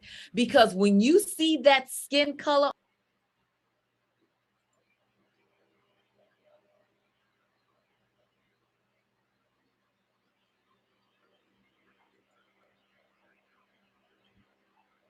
I just wanted to remind you that that's not a dark-skinned woman talking. I'm just saying. on a dark chocolate anything, and they smile and them teeth so white, and the eyes are so white, and that skin so white, you can't do nothing but stare really because you like, wow. Because I don't know about y'all, but being light skinned, every pimple, every freckle, every vein, everything show up just like that. Everything. That chocolate up against that teeth in the nighttime, that ain't never look so good. Look, we all just went to Jamaica and was like, oh, come on, son. Okay. Come on and kiss me. I just want to caution folks that are criticizing this young lady. She's clearly pro-black. She's not the type of woman that's selling out on her people. Yeah, see where we started tonight, family, and that's why I needed to address this part. See, when we have these issues and you know what the issue is, you cannot start turning around and say, but this is nice, girl. I don't want to say the truth. So then you start lying for her. Well, I mean, I'm just saying, like, she's talking about black men ain't this, and, she's throwing black men under the bus on TikTok to talk about dating out of her race on TikTok. She is not pro-black. Where's the pro-blackness? I would beg to say, and because see, some people be like, well, I'm black. That's not being pro-black. Being pro-black is being willing to put that on the line. You understand what I'm saying? And I mean, there's a lot of people that have very much stricter ideas than even I do. And see, I understand. Like, I mean, there's places where I could go in the pro-black spaces where everybody that I know can't go. And that's just the reality of it. But I mean, again, from being in the pro-black movement so long, it's so funny now how things turn. Like, man, this is new. All you did was put a new phrase on something, and then all of a sudden it's brand new. Like, black empowerment just came out of nowhere, popped out of thin air. Like, what's wrong with you people? No, same agenda, just a new name. I mean, it's still you still owe reparations to the same people, so we obviously ain't new.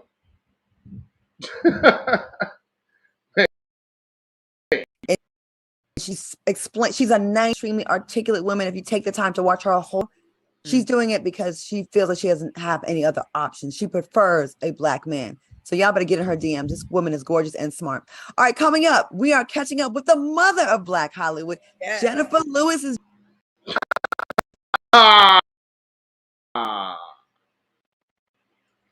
Story about a young bed wench to an old veteran bed wench. Jennifer Lewis coming to the stage. Woo, Lord. Whew. Ooh, that's rough. Family, this is the weekly wrap-up.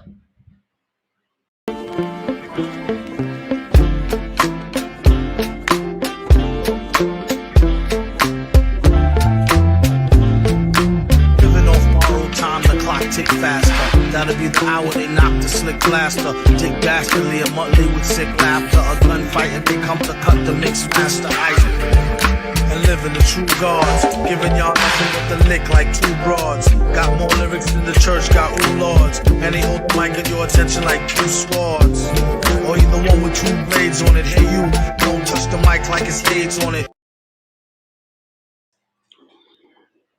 All right.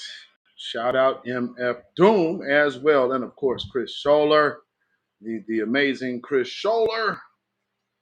He got plaques. So I be telling people, man, musicians is different. There's the musicians and then there's the business. Like, musicians is where the regular, normal people are. The business,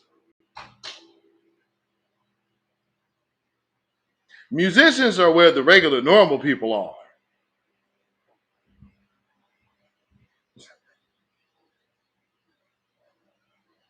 The musicians. The business side,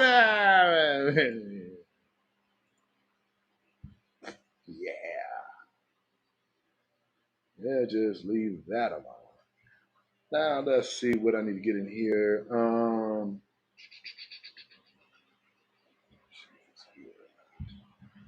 Just 1 second.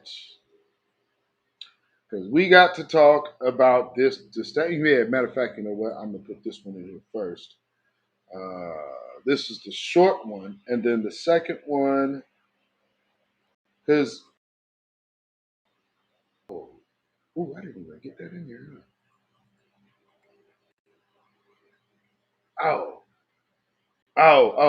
Wait a minute. Wait, I got to do this first. Hold on. I got to do this one first. Yeah, let me get this joint in here. Where is it at? Okay, family. We are seriously, because again, and that's we play and expose bad behavior all the time. Well, this is going to have to be another one of them times where we are demonstrating, and we need. This is the behavior that we need to start shunning. You understand what I'm saying? Because these people coming out, uh, like, make no mistake, there is an agenda to this misandry agenda.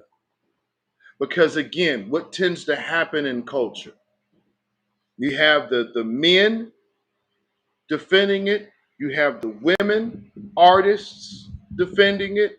But as far as the women and the men, just the listeners, are not really the fighters. So they're just waiting to be entertained. So there is a good push to start. Well, we already see the man and black woman divide. Black man, black woman divide. Well, I was just playing it. So that, see, the other thing that them women are doing psychologically, are putting that psychological witchcraft on you to start looking at yourself with no problems. So there's no self-awareness, no self-examination. Anything that is wrong in your life is the fault of the black man. And the black man is so irrelevant to the whole picture. There's really no lie that they even feed us. This is like, screw you, take it all. So when people are like, black men don't want to do this, yeah. At some point in time, being at the bottom of someone's shoe all the damn time is going to get old. And when you look like me, when I'm feeling you, and then you treating me still like that, yeah, I'm cool. So I think people they miss that, because with all of these men who come up found hanging from trees and getting gunned down by the police just for being a black man, that's not taken into consideration as much when it comes to these conversations, is it? No one talks about what type of pressure that must be. I'm a person that has had every car I've owned marked by the police, targeted by the police. Every car, with the exception of my very first one, the Rabbit, because that didn't last but for 28 days. But every car I've had has been marked by the police. A cop would weave through traffic on a freeway just to pull me over on for nothing. Y'all understand what I'm saying? That's being a cold, hard target. So, I don't think there's enough said, because that's, of course, how often do y'all get a chance to even hear what black men go through in the media? Or by a politician? Or by anything? When they talk about black men, all they trying to do is lump us all back into being criminals. That's it. That's the best we get. Oh, well, criminal justice reform. Well, hey, hell. Shit, we can give you less time to finally arrest your black ass. You ain't did nothing yet? Oh, well, hell, just wait. This might actually benefit you when we finally do catch your black ass up and put you in jail for something you didn't do. So, these are the things that we are facing. We have to be realistic about it. So long, other people have owned our sexuality, have used our sexuality to sell and make money. So now it's time for us to take back that power. So when you think of this first golden era of powerful black women coming through hip hop, kicking the door down, of course we gonna be on some sexy shit. Of course we gonna be on some big pussy energy, because we birthed.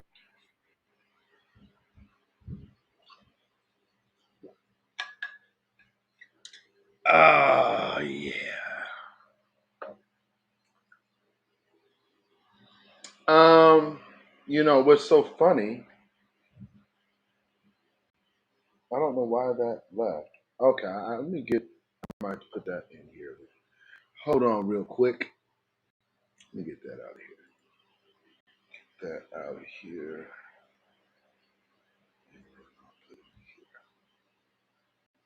Bear with me 1 second. Why that did that.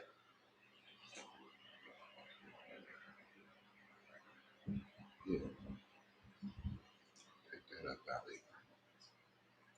here. Okay, let's try this again. So I'm uploaded a different way. But one thing that she's saying, she's doing the whole slut walk talk. You know what I'm saying? The whole. But here's the thing. And now, also notice the reference that she's making. She is no female pioneer of hip hop, and the female pioneers of hip hop were not talking about no sexual nothing. I think the most sexual music I remember would be "Pushing" by Salt and Pepper. I mean, and I come from the era of Roxanne Shante. I'm sorry. And ladies, y'all will have to forgive me, but please, I ain't paying attention to these little young punk hoes. I'm from the school of Roxanne Shante, a real woman MC. MC Light, a real woman MC. Paper Thin? What are you talking about? Matter of fact, let me just explain how dope MC Light is. Do you know MC Light is one of the few artists to be able to sample a Prince song? Because I bet y'all didn't even know Paper Thin was Prince. That's the very beginning line of 17 Days with the with the Isaac Hayes drums, and that's Paper Thin. Septum Nose Ringer, Phantom Beast. Tori, you still in here, bro? You already know that just like Rich be saying, you got the septum ring. It's always a dead giveaway. Yeah. Other people have owned our sexuality, have used our sexuality to sell and make money. So now it's time for us to take back that power. So when you think about this first golden era of powerful Black women coming through hip hop, kicking the door down, of course we're gonna be on some sexy shit. Of course we're gonna be on some big pussy energy because we birthed this thing. You feel me? This is ours. Yeah, so and you're taking it back. We're taking it back. And so, yes, we're going to talk about our pussy and how good it is. And we're going to talk about these titties and how nice they sitting. That's us kicking the door down, making space for other women of all backgrounds to come through and share their story. A woman that's rooted and confident in her sexuality, that's a bad bitch. But for some reason, we've twisted it and called her names and all these things. But no, we're taking that power back. Where do these people come from? Like all of a sudden, respect, couth, and class are new. Have y'all ever seen like an old Sotheby's home? If y'all are into real estate at all, have y'all seen Sotheby's homes? You would always be able to pick out a Sotheby's home because the one thing about them, they're always timeless. The class, the attention to detail, it's always going to be timeless. We have these fly-by-night Section 8ers trying to act as if they're a Sotheby's. No, you a other B. And this is what's getting promoted. Why? Because there's an agenda. They want to push this ridiculous lion hood rat out here who is basically talking absolutely uneducated about anything historic about life at all. Because you can hear it in what she's saying. Number one, you're not a pioneer. Two, you're not kicking down any doors. If that was the case, you would have been around the Pit House era with Larry Flint. So that's not happening. That is everything you're doing now has been done. The industry it's been done in is called porn. Now, what you're doing is bringing softcore porn to hip hop and calling it an art form. Thanks, Uncle Luke. because these are your grandbabies.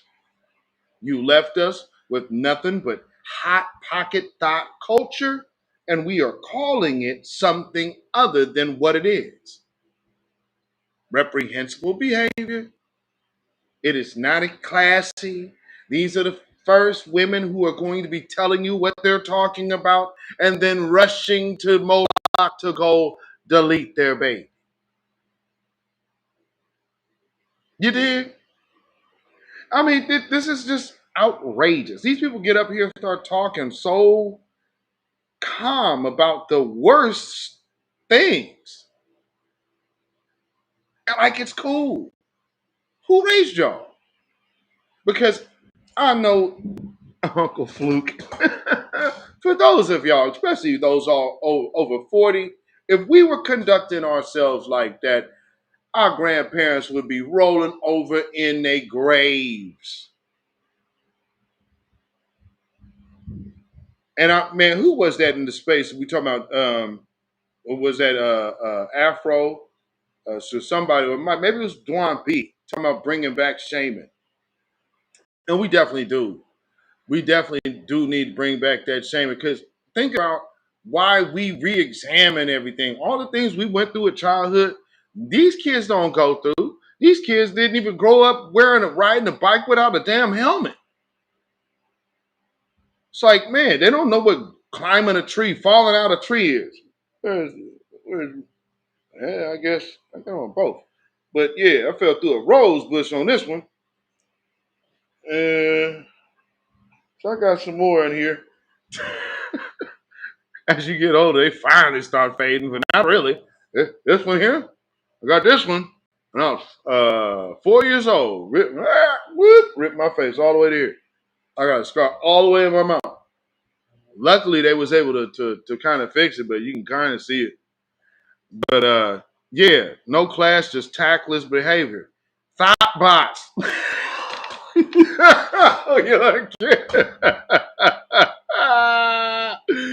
Oh yeah, the hot thought pockets. You already know. Extra saucy flavor.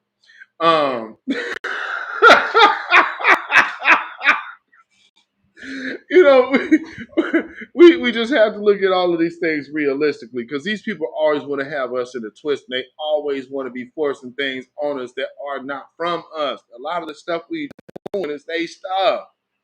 Now, here's the thing. Out here, when we was young, there was really no such thing as no black strip club. Because trust me, all the black strip clubs that were around in like the 70s and the early 80s, all of them got wiped out for way of urban renewal by way of calling them prostitution rings. So the black strip clubs was out of the way like 1980. After that, it was just a bunch of the thin, 12 o'clock shaped white women that Christy Brinkley type of flavor. And that was all you was getting everywhere, and then everybody looked like that. And then they brought out what's the white girl name? Kathy Ireland. Now, Kathy Ireland is the one that kind of started changing things, because I would kind of suspect Kathy Ireland might have had some of that other DNA somewhere further down the line, so her hips flared out a little bit. Next thing you know, all of a sudden the black women, all of a sudden they went from tan to black. Y'all remember the when they had the first black woman on in Sports Illustrated? Like, y'all remember that was a big deal. And yeah, same thing with the Playmate of the Year. They had the black Playmate. See, things were changing. And they said, okay, I like it. Then you have Vanessa Williams, 1986. Then the early 90s came. And bootleg porn became the big deal. So they went from the full-fledged thing to just streamlining F videos. And then that's the big boom when all of these adult movie stores started popping up in your neighborhoods and whatnot. I know y'all got to remember that because I was like, maybe 13. Because you always had like the ones that were kind of off in the cut. But then like around like right before high school, they brought in the big superstore, adult store. When I say it literally said adult superstore on it. And like this wasn't in the cut. This was right on Sandy Boulevard on the main strip. With big old flashing lights and all of that, looking like one of them casinos.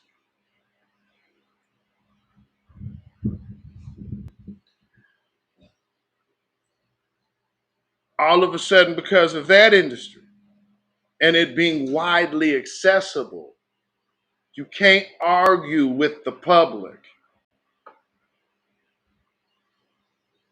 Never can argue with the public. And with the public access to get the things in private, you were seeing what people was actually doing. And you said, wow,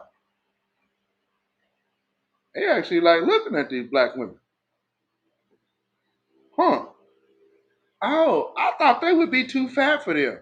Oh, y'all really like that. Got it. Next thing you know,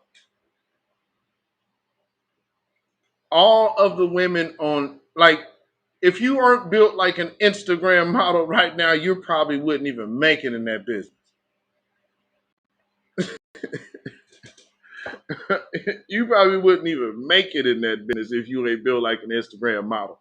And then fast forward to the woman who came out talking about she was a whistleblower against Zuckerberg.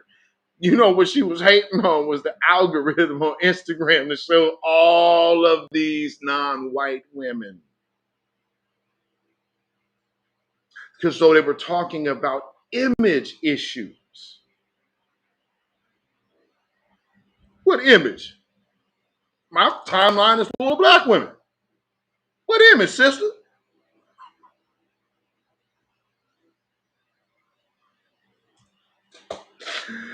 Woo! Lord of me. You know, I mean, hey, man. Sometimes it just be like that. Okay, so we finna get on into these disrespectful tethers. But first, I don't know who found this. I do not know who found this. But whoever did, thank you.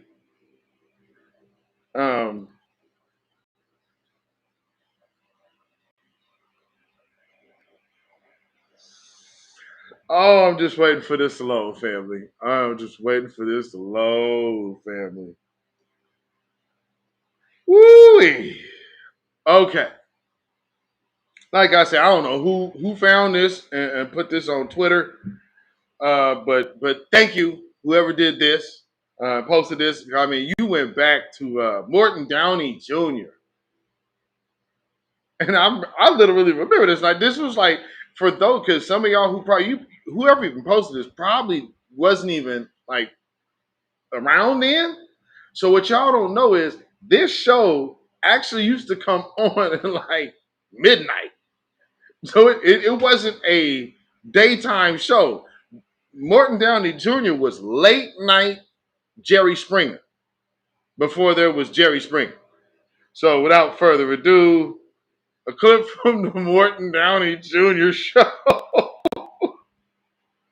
Wrong. Shade tree nigga.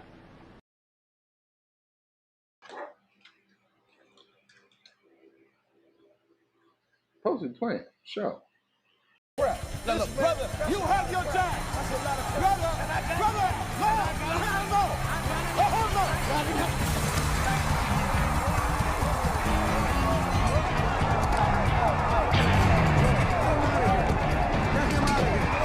Get him out of here. Please, get out of here. God bless you and thank you for being my friend.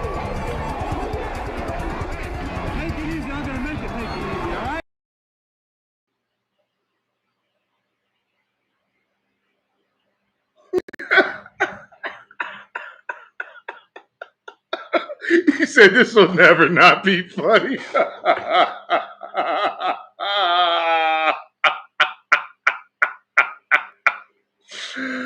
Oh man. Oh, and said, I remember that. Like I said, man, for those of y'all who remember that, Morton down the keys, he was like, oh, he'll get on your face. Like, y'all know how Steve Wilkos be doing? Mort, he was that and Jerry Springer all in one. And he'd smoke his cigarette, and he'd take his cigarette, blowing, then tagging on somebody, you blow smoke in their face. That's how you know it's old. There's a man smoking on camera while talking to people, pouring smoke in their face. Oh, our childhood was the freaking best. Oh, man. Oh, man. We had it all, man. In this generation, we had kung fu movies, black exploitation, Eddie Murphy, Michael Jackson, Stevie Wonder, and Prince, and Rick James. And then we also got to enjoy Aretha Franklin, Patti LaBelle, let's see, the Commodores, the Temptations, Cameo, Funkadelic, James Brown. See, James Brown, like you're talking about the Isley Brothers, we get a chance to enjoy people that our grandparents was rocking to. Keith Sweat, ooh, blow, do, bow, bow, bow, do. I was in sixth grade when that came out.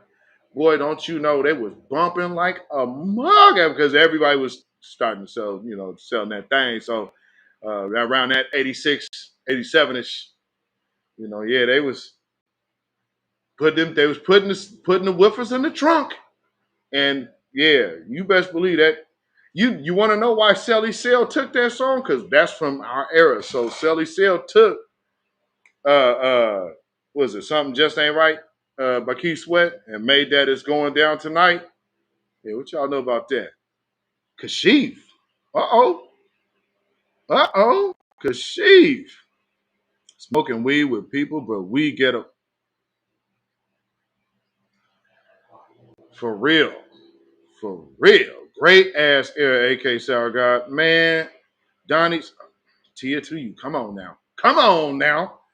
I remember when Donnie Simpson was on Detroit radio before BET Countdown.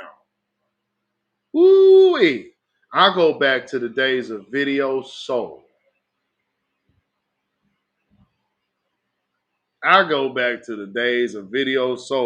So far back than when there wasn't no Yo MTV Raps. Well, hell, I mean, we were watching the Thriller premiere. Yeah, I remember that. We was watching the Thriller premiere. That was the big to do, boy. Now I do remember because that was a little. Rick James wasn't really feeling that because Rick James was like, "Hey man, and they wasn't playing my music. They wasn't." And Rick James was like the biggest rock star in America. Rick James wasn't no. Rick James was not no just funk man. Rick James was a freaking rock star. So I don't know if people because y'all see might be young and didn't know what Rick was in his heyday. But them Charlie, when he talking about that dude had a pool in everybody used to talk about this pool in Rick James' living room. Like that was folklore about Rick James, about this big old pool in his living room. Like everybody want to go party at Rick James' house. Shoot, Magic Johnson. And then, everybody wanted to party with Rick James. Want to smoke with your boy, oh boy, Rick James. I mean, but Rick James was absolutely pro-black. That's one thing that a lot of people didn't know. Like Rick James was devoutly pro-black. And listen to a lot of his music. In the ghetto. So, I mean, and then, who he brought out, all of that Rick James music, y'all better go listen back to that. And then also the stuff that he was doing for the Temptations. Mind you, all of the the producers and writers behind the music. All of these people we got a chance to experience in our lifetime. And just think, when we were young, some of these people was old, smacking, smacking. They, just think about it. Some of them people we was rocking to was like 40, killing it, youngster. So yeah, the Jets. I went and seen, that was my first live concert, was the Jets. And man, they sounded like the record. The Jets were absolutely top line professional. And my cousin saw him at my cousin, their graduation from Lincoln took them to Disneyland. And they did this big thing with a bunch of different high schools from all over. Man, do you know who they had? They had the Jets and Ready for the World for their grad concert at Disneyland. Like, come on, man. Oh, man. Oh, the best of both. Oh, my Lord. She was like, that was one of the livest nights ever. I was like, I know it was. She was like, man, because she know I was a musician. He's some of my favorite bands. She's like, you wouldn't know that. She couldn't wait to tell me.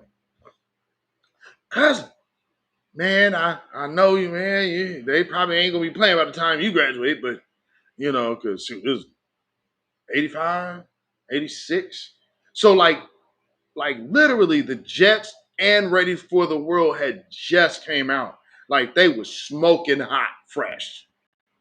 So yeah, that I know they came out with he said no sell. Oh Lord. Yeah, no, there was no recording, nothing.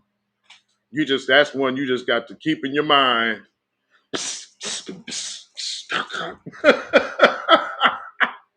That whole first Ready for the World record. Gas from front to back. Gas. Yeah, that's the beauty and foundation of Black American music, man, is beyond belief. And it's so funny, just all of these people that we just thought about. Where are the African or the Caribbean or the Hispanic acts that fit that? Because let's not say, well, what about Lisa and Cold Jam? Lisa was produced by Full Force. And Full Force ain't no immigrants. They're from New York, but their family's from the country. They're not immigrants. I believe Rick James is an Aquarius. That sounds about right. We was not playing. Oh, no. Think about, I remember when Stevie Wonder's Do I Do came out. I mean, that came out one of the hottest summers here in this town. That's one of the records when you hear it's like, oh, that's about to be number one. That's about to be number one. As that song was, you said you too, Mario. Oh man, our childhood was a monster, man. We are definitely a spoiled generation, especially musically. Like when it comes to music, we are hands down the most spoiled generation ever living, I think. I mean, we got composers, Quincy Jones, Ray Charles, for that matter, just on the musical end of things, Liberace. I mean, I can't complain. So, I mean, orchestra, the Love Alive Orchestra from Barry White, all them strings, and Curtis Mayfield, Willie Hutch. I mean, man, music make you feel good. That's kind of why they wanted to get all of that out of the paint. Cassette tapes with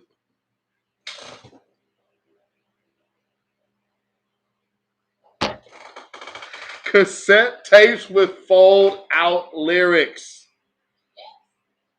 Oh man.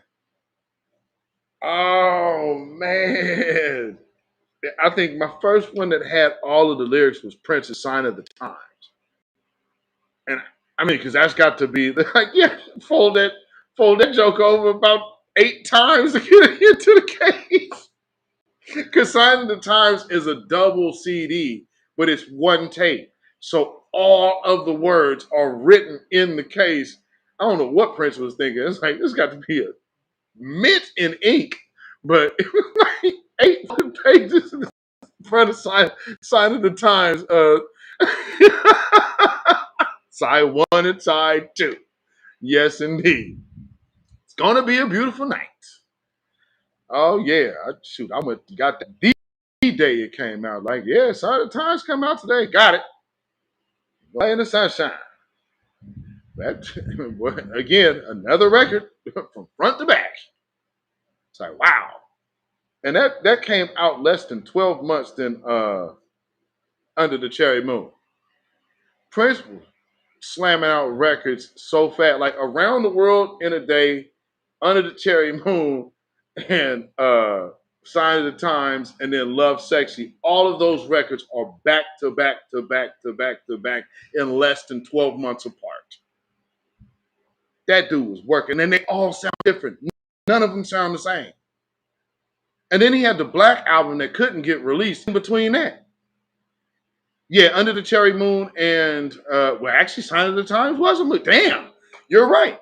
So Parade, which is the Under the Cherry Moon soundtrack, and then that's Under the Cherry Moon, the movie, and then Sign of the Times is actually a concert film.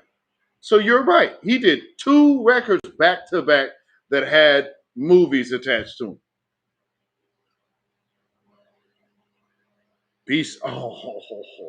The Prince B-sides? He had to release that as a whole project. Because if you're a Prince fan, you go buy them records and be like, where the damn song at? You know how many times I've just randomly heard Prince songs and don't know what record to. There's one song that I remember hearing somebody playing years ago. And this is probably like 1983. They were using it as a backdrop. And I'm thinking it's one of the Madhouse records. But to this day, I don't know what the hell Prince song that was. There's one, Rat Race, but he has 2 versions of it. There's one version I've never heard of. I've only heard in a promo, but I've never been able to find where them records were. Like, this dude had so many songs that didn't even come out, but came out. Don't forget that number 2. Oh, yes, indeed. Yes. And y'all know Prince also played on records and produced records that he never gave credit to himself on. Any Jody Watley fans in the house? I know there's a Jody Watley song that y'all have always heard and said, this has got to be Prince. Anybody know what song that is? Any Jody Watley fans? You said, yeah, Maria.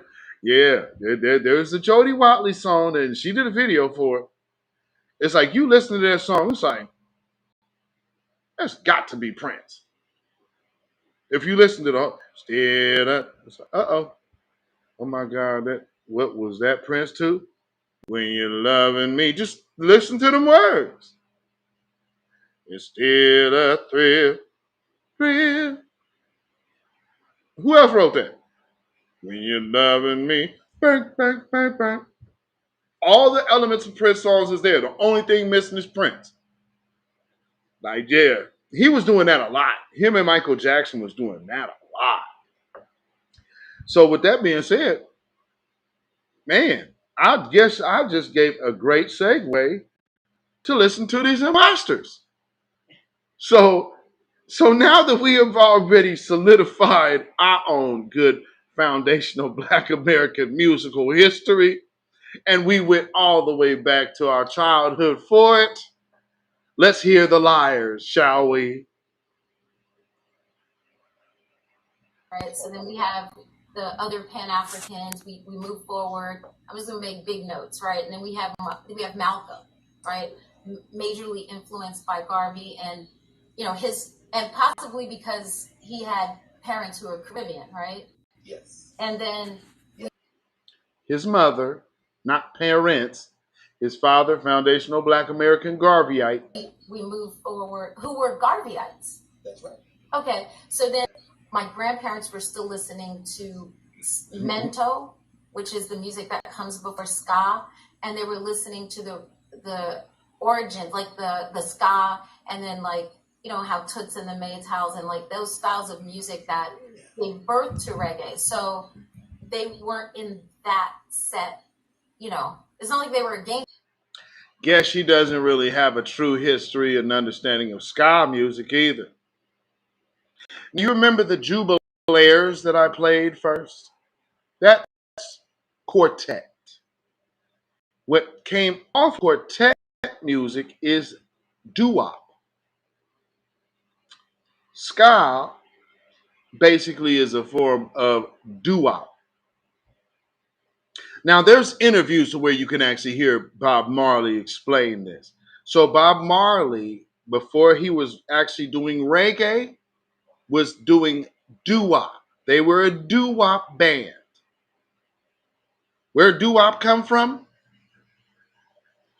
Not the Caribbean, but right here in America.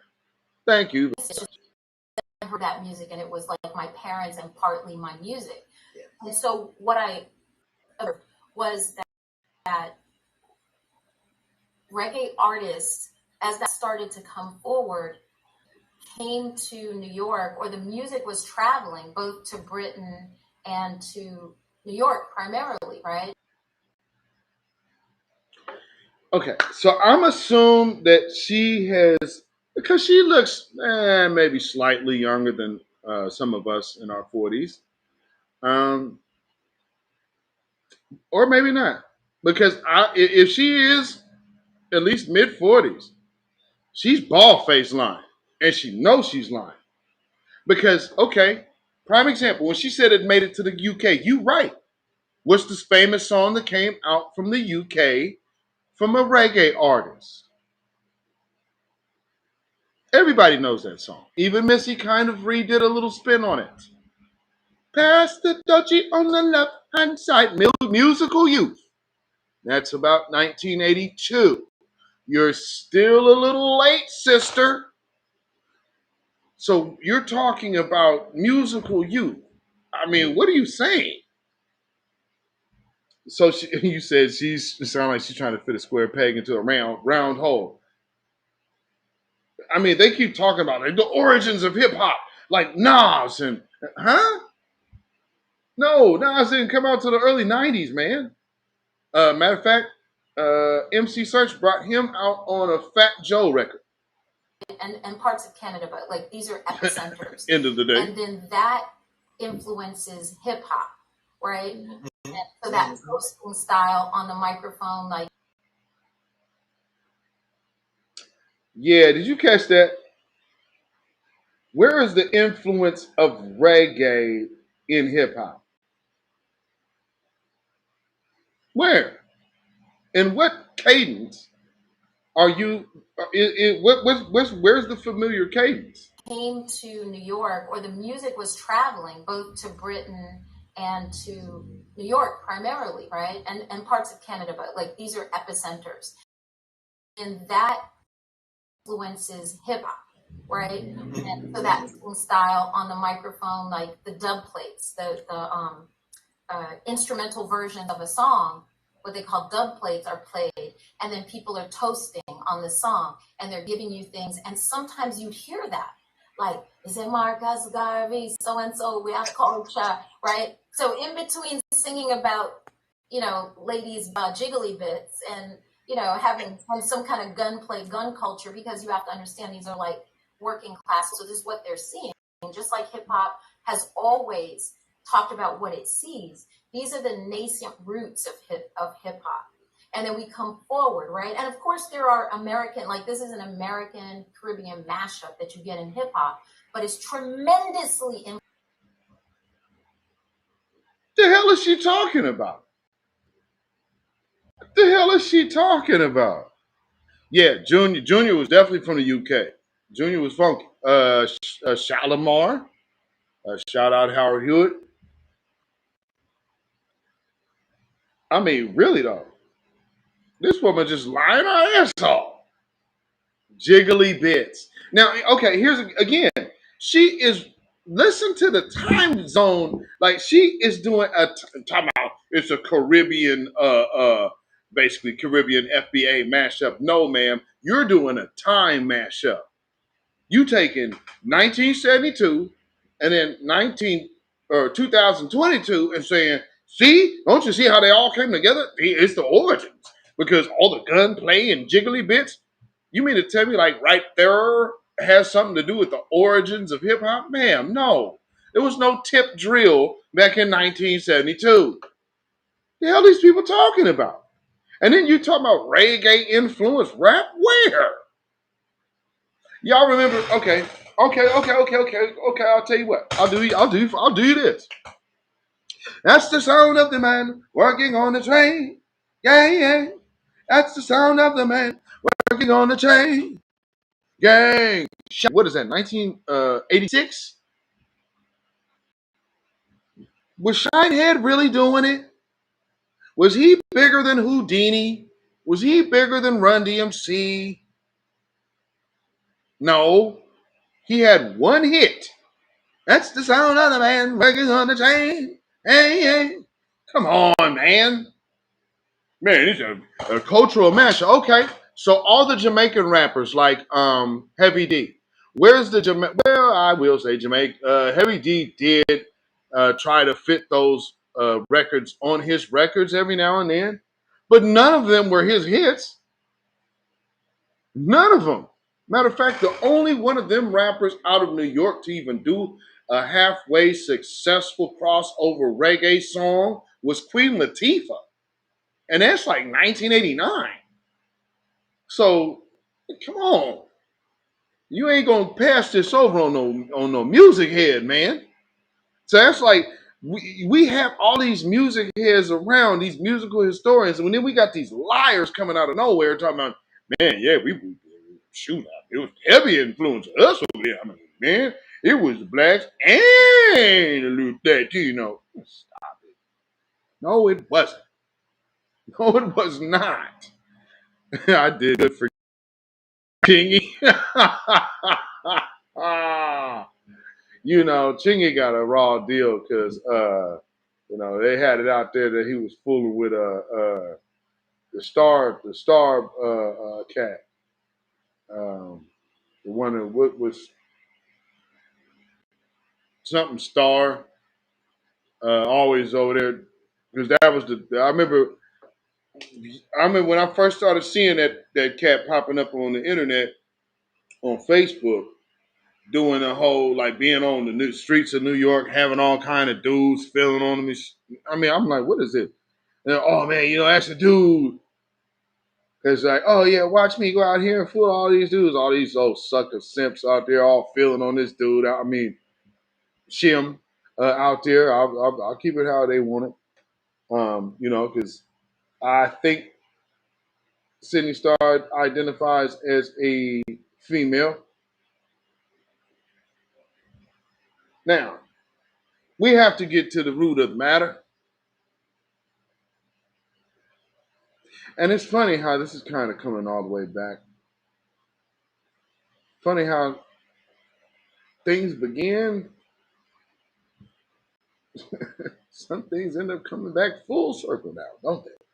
So, that being said, let me get this in here.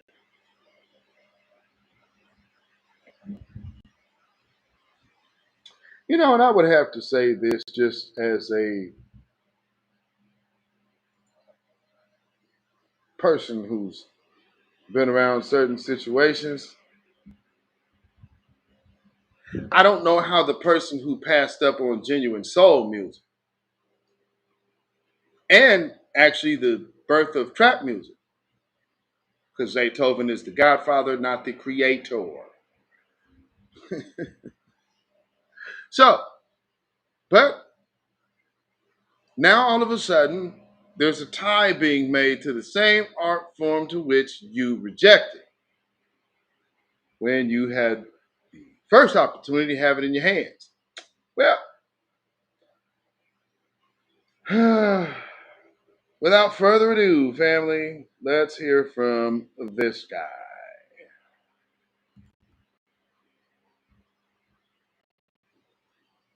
Come on now. There we go. That there's a lost history that is being significantly neglected by everyone in hip hop. Absolutely. As far as research is concerned. Yep. Nobody thinks to go to the West Indian culture to acknowledge how the birth of this culture was even conceived. And I think that that's something that I take pride being able to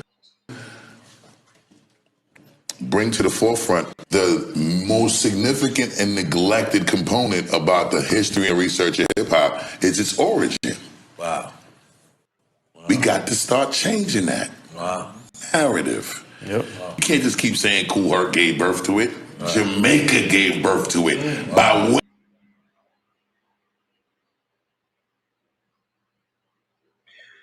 Boy, the way that people just immediately, blatantly put themselves onto something else is unreal to me. Man, Jamaica, there is nothing of Jamaica that represents that. Because, see, with that logic, that thinking, meaning that somebody in Jamaica had to have the music in first. That's not how your card reads, brother. I don't understand why these people are coming out here saying this type of stuff. You got a number. And what does your card read? It literally says, we create. So you ain't coming out here talking like you don't know. So when y'all see liars like this, who have a BMI number and who have an ASCAP number, you know good and damn well what you're saying is a lie. Busta Rhymes is lying. Way of Kool Herc. Facts. Through the Bronx. Through the Bronx. Hip hop been birthed to by Caribbean culture. Wrong. Kool Herc has already corrected that. Now, Kool Herc, yeah, could be Caribbean. Give him that. That does not put him as a creator. Absolutely. Jamaica gave birth to hip hop. Will be no turntables without two turntables without Jamaica. There's 3 non-foundational Black American people speaking right now. Let me just put that in perspective. There are 3 non-foundational Black Americans speaking right now about a culture that none of them are from. And they came here to get it. The first thing that Busta Rhymes is trying to do. See, if you notice, you got Busta Rhymes saying Jamaica. You got Fat Joe saying Puerto Rico. Why now? Why now? What's so important now? Jamaica. He's a yard man. Yeah. Jamaica. There would not be hip hop. There would not be 2 turntables without Jamaican culture. Puerto Ricans and blacks created hip hop. So Kool Herc still gets his credit as being the one who spearheaded the birth of the culture. But when I say it was created by Puerto Ricans and blacks, it's because Kool Herc ain't create breakdancing. Right. Graffiti. He ain't create graffiti. Right. Puerto Ricans had a lot to do with that part. And that's an undisputed truth. And truth don't change, only lies do.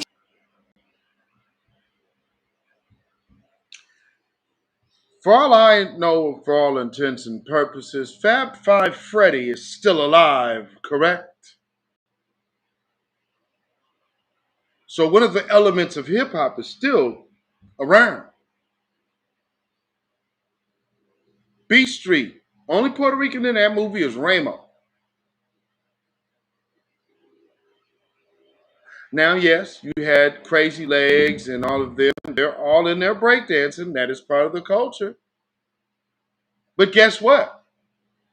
They weren't dancing to Latin created music, because Latin music at that time was ding ding ding ding ding ding ding ding ding ding ding ding ding ding ding ding ding. So what are you gonna spit to that? You gonna break dance to that? Ding ding ding ding ding ding ding ding ding ding ding. Come on, man, stop it. I mean, these dudes are coming in. So to lie this bad, there must be an agenda. That's my point. So anybody that want to talk different from that is a liar. Right. Sorry. Think it's Stacey. And I'm the last one you could argue with. Lying should cost. I'm the last one to argue with. Like, what are you, God? You're not the czar, fella. You can come out here and represent all you want to, do all the theatrics. They don't put no blood in your veins, though, brother. You're not the man in the ass. Good, you could wear the Alexander you want. Doesn't make you royal. That just goes to show just how much, they're using you as a tool to even know to wear those stones. Yeah, he definitely didn't sneak past me, brother. But that's for another day.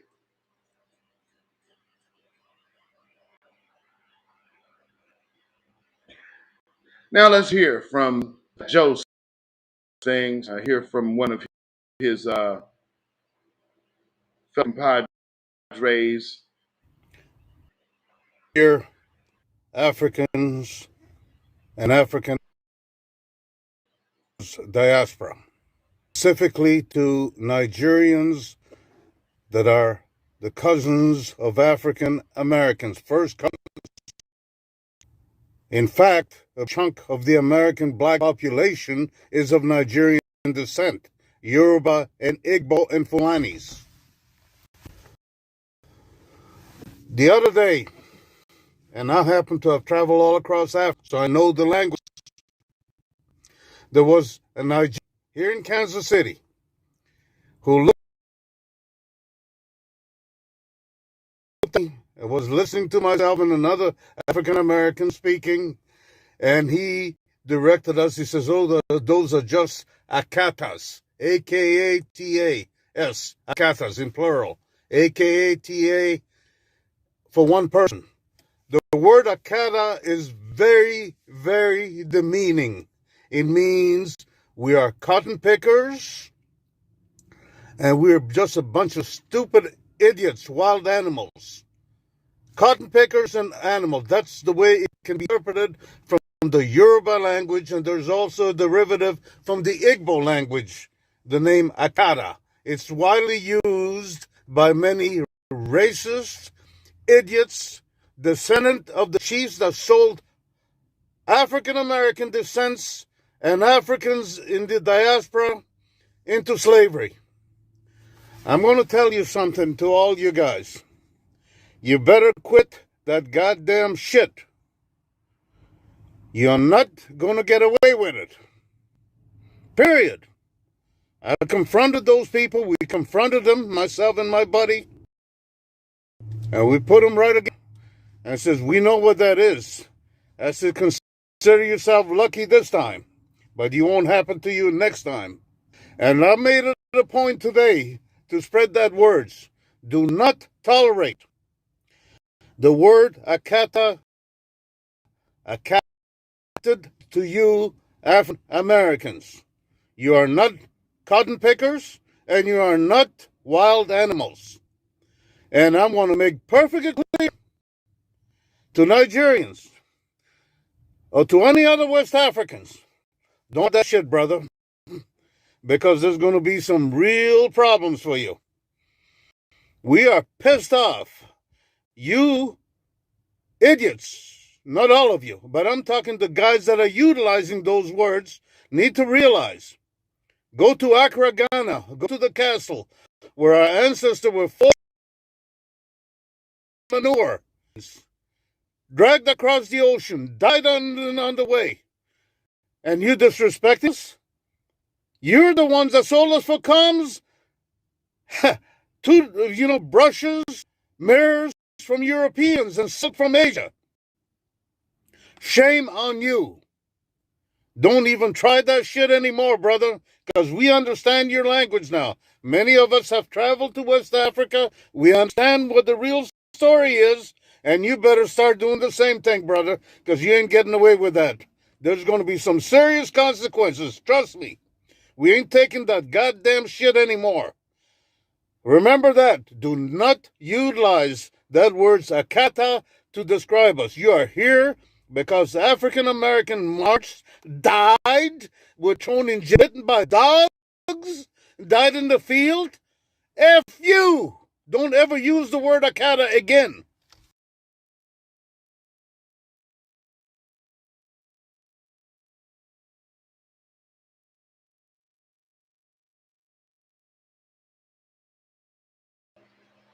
Not really sure where that accent comes from, but I mean, he must have some kind of foundational Black American tie somewhere on one of them sides of his, I guess.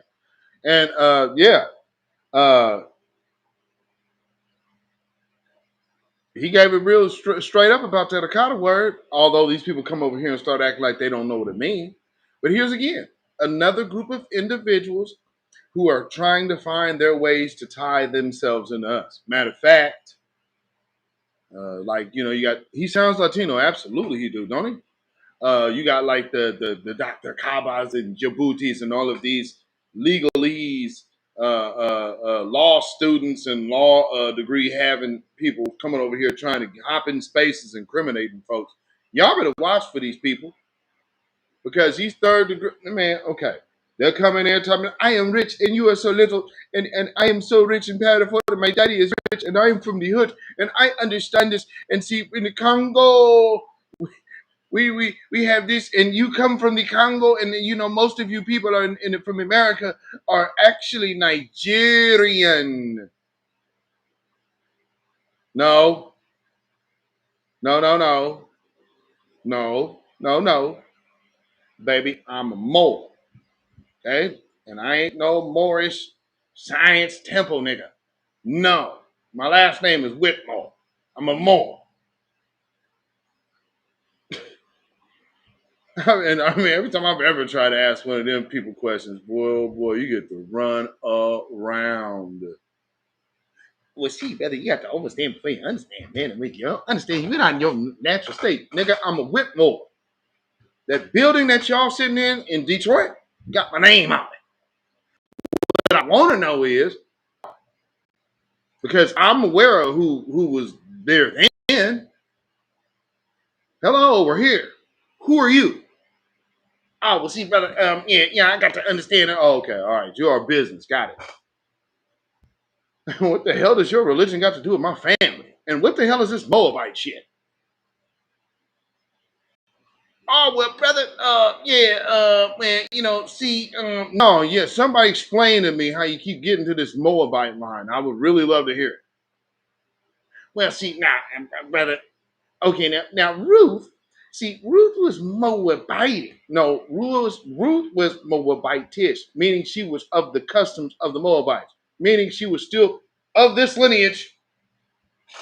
But see, I mean, and then they start changing the way. If you ever try to sit down with one of them nuts, it's like, damn, oh, was y'all Asians? Because none of the things you are saying makes any legitimate sense. Oh man, are you going down the great prophet? What?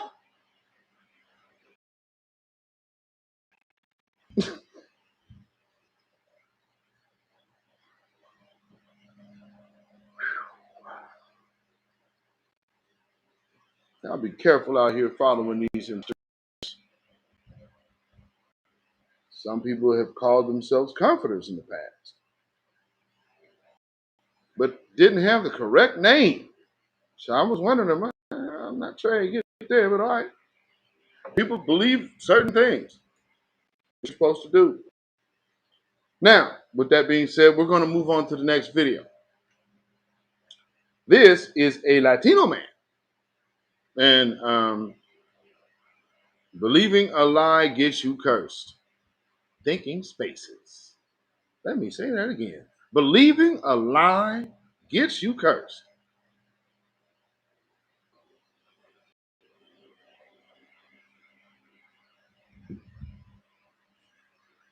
And shout out to all of y'all who have since the unfortunate, untimely demise of Brother Comforter. Welcome to where you were supposed to be at in the first place. Now, with that being said, we are going to go ahead and get to this video. Now, one of the things that some of the African American comments from our brother Puerto Ricans are not black. Man, I found that very, very interesting to say that. So I want to deal with our history, our roots, because when we talk about the influence of the Puerto Rican influence on hip hop culture, our roots are threefold: Taino Indians, Africans, and Spaniards. Okay, so the Puerto Rican people come from those three roots. African is in our DNA. African is our roots. Our DNA is from Africa. That's why you see black Puerto Ricans. So to say, nah, Puerto Ricans weren't involved, you don't know who was involved, because it could have been Puerto Ricans hanging out, but because they were dark skinned and they had afros, you thought, nah, they ain't Puerto Rican, they're black. No, you can't even say that, because a lot of Puerto Ricans, one person put it this way. He said, if you took people from Ponce in Puerto Rico and put them in Harlem, you would not be able to tell the difference, because they all look the same, right? And so to say that we did not help, I never said that we were the originators, but we were not guests. We didn't come later. I want this to be known. We didn't come later. We were right there in the mix. And so when we got people like Spike Lee, who is a journalist, he's a promoter of African American culture, he's saying that both Puerto Ricans and blacks help had one of the most influential cultures known to man. This is Spike Lee saying that. So a response was, well, Spike Lee doesn't have the right to say that because he wasn't in the Bronx in the 70s. Spike Lee but he's in Brooklyn. He's in New York.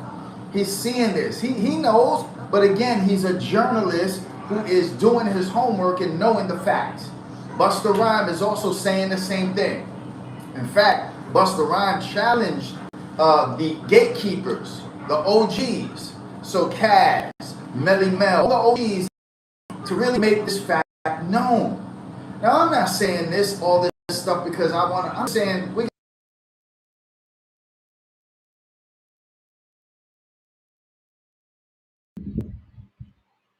Where are the artists of that time? Because trust me, if there were lighter skin than the blacks,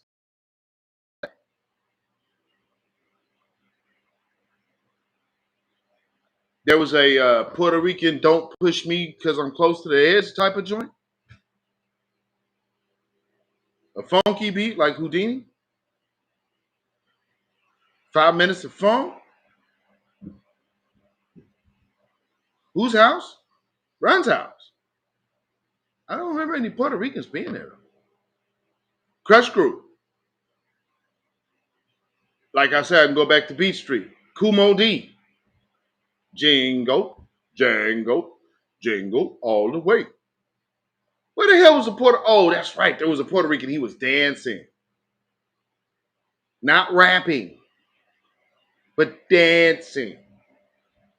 So I will give this element of it, yes. Around the dancing part of it, there were definitely Puerto Rican dancers. But again, that does not make you an innovator. You are not a creator of something because you participated in someone else's creation. And this is where push. They are pushing, hey, I was there, so we're part of the culture. Yeah, okay, part of, and no, the keeps changing. Well, yeah, man, they're part of the culture, but then, man, this is the origins of hip hop. Hip hop wasn't hip hop then. Hip hop evolved into hip hop. So even to say created, that's a lie. It's not true. The history does not show that. You got to give honor to whom honor is due. And I thought it was very interesting that, when we get to DJing and then we get to b-boying. Now, some would say, nah, but the first were black. Yeah, that's true. That's true. But along with them were the Puerto Ricans. Right along with them. So it wasn't. Either it's true or it's not true. It cannot be true and then you say something else. Are you all catching this? This is the type of stuff that keeps going at us. This is just blatant, open dishonesty at this point, man. I mean, come on. Is he even trying? The blacks did it for 5 years and then the Puerto Ricans started copying them. Now, right there, we were right there in the mix. We were doing it. So we got, people track 2 who's saying he could trace it back to as early as 73 where Puerto Ricans were getting down. We got Spy, we got all these Puerto Ricans. And then we got Rocksteady, who's in the 70s, right? They can't be really known in the 80s, but in the 70s, right? 77 is really the year. So, along with the Puerto Ricans and the blacks, the DJs and the B-boys are creating this culture, right? So when B-boys are showing up, again, the only B-boys that I saw on my block, I saw African-American B-boys, but most of the B-boys that I saw in the 70s were not African-American. They were, in fact, Puerto Ricans, right?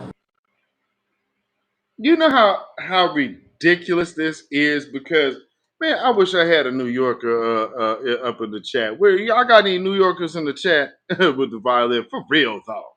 Damn liar. Right, Mario? Because, I mean, what is that? What is that? Juggy Natty, you black Americans have zero power. You were right. In this case, you were absolutely right. You said cap. What he doing? Torian said the amount of lies they have to continue to tell themselves to make themselves feel good. It's amazing. It is amazing. You said you hear, okay, AK, the whole New York thing, when they talk about, well, man, I saw Puerto Ricans and I only seen Puerto Ricans on my block. That means you're in a Puerto Rican neighborhood, doesn't it?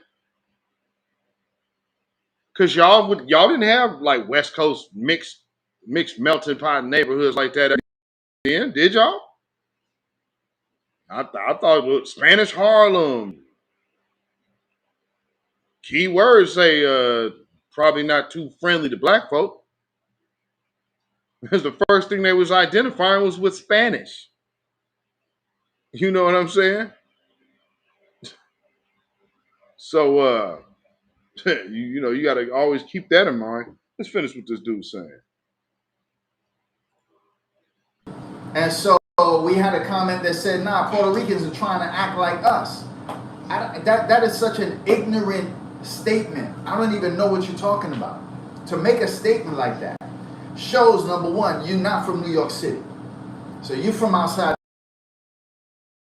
You are not, nobody was trying to act like nobody else. We lived in the culture. So I never spoke Spanish. All right? I never spoke Spanish. That wasn't my thing. I spoke what my environment led me to speak. I wasn't going to be like nobody else. I was being what we were. We were already, now you got to remember, that the term hip-hop was not even in effect back then. We just did this thing. We didn't know it was going to lead to all this. We just did this thing. So it's important to understand that. that the Puerto Rican influence is vital. You said leave the white man land. Oh, this ain't the white man land. Oh no, this ain't the white man's land. Don't don't we don't do that here.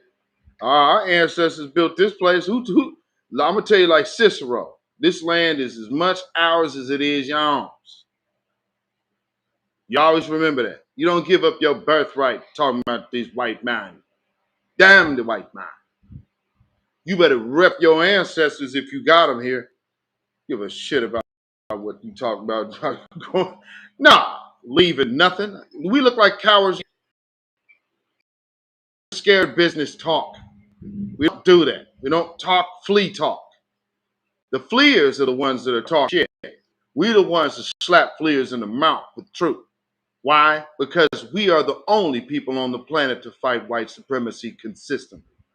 So the fact that we would never tell anyone amongst us to flee, because to talk that type of talk is treasonous. You know, Juggy Natty? That type of talk is absolutely treasonous here. Ain't no white man's land. This is my family's land. No, we ain't doing the love you nothing. You get your facts straight when you come here and talk to me. So I ain't only love. This is a respect place. Show respect here. Ain't no white man's land here. Go ahead, put that in the chat. Ain't no white man's land. This ours. Put that in the chat. You want to say something in the chat? Put that in that chat, because that's how you correct what you say. Yeah, don't ever get it twisted. I'm absolutely totally against that flea and talk shit. That's punk coward talk to me. I never would represent my ancestors in such a cowardice way. You would never hear no soft shit like that come out of my mouth. So go ahead and fix it in my chat, man. Tell the truth. For shame If the we're going to devil. do a proper historical document of hip hop history, the Puerto Rican influence has to be in there. And I pray that when they do the Universal Hip Hop Museum in the Bronx, I pray that that presence would. Okay, Juggy and Addy, you know what you just did there? You talked out of turn, and you don't do that to me. So let me explain something to you. This is my family's land, so why would you tell me to go anywhere? Why would I leave my shit? Explain that one to me. Y'all need to stop getting on that talking down to black folks thing, because that's what that is, low key. So all y'all understand, if somebody tell you, go leave the white man line, that's a low key diss. Can't clean it up when I love you, bro. I know when I'm being dissed, because that's a diss. You talking to a man who stands, not a coward who flees. So that's a bald-faced insult to me. Man, we foundational black Americans. Respect it. I pray that it would not just be viewed from an African American viewpoint, but that it would be viewed from street kids who came up together. I respect Kaz. I would never say anything bad against that man. Never say anything against that man. I don't agree with his statement that there was only a few.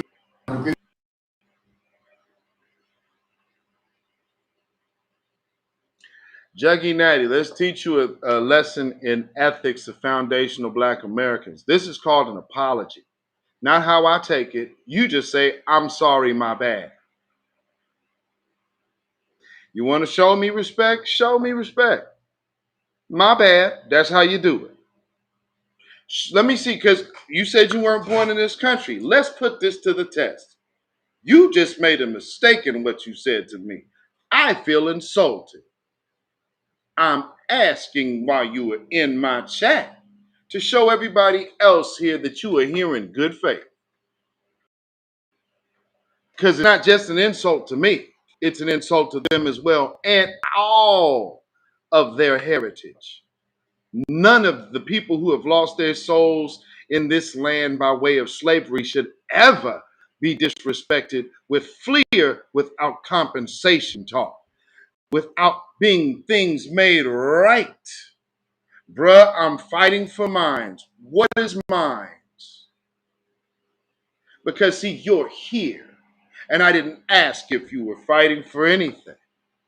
I told you, while you're here, you will show respect here.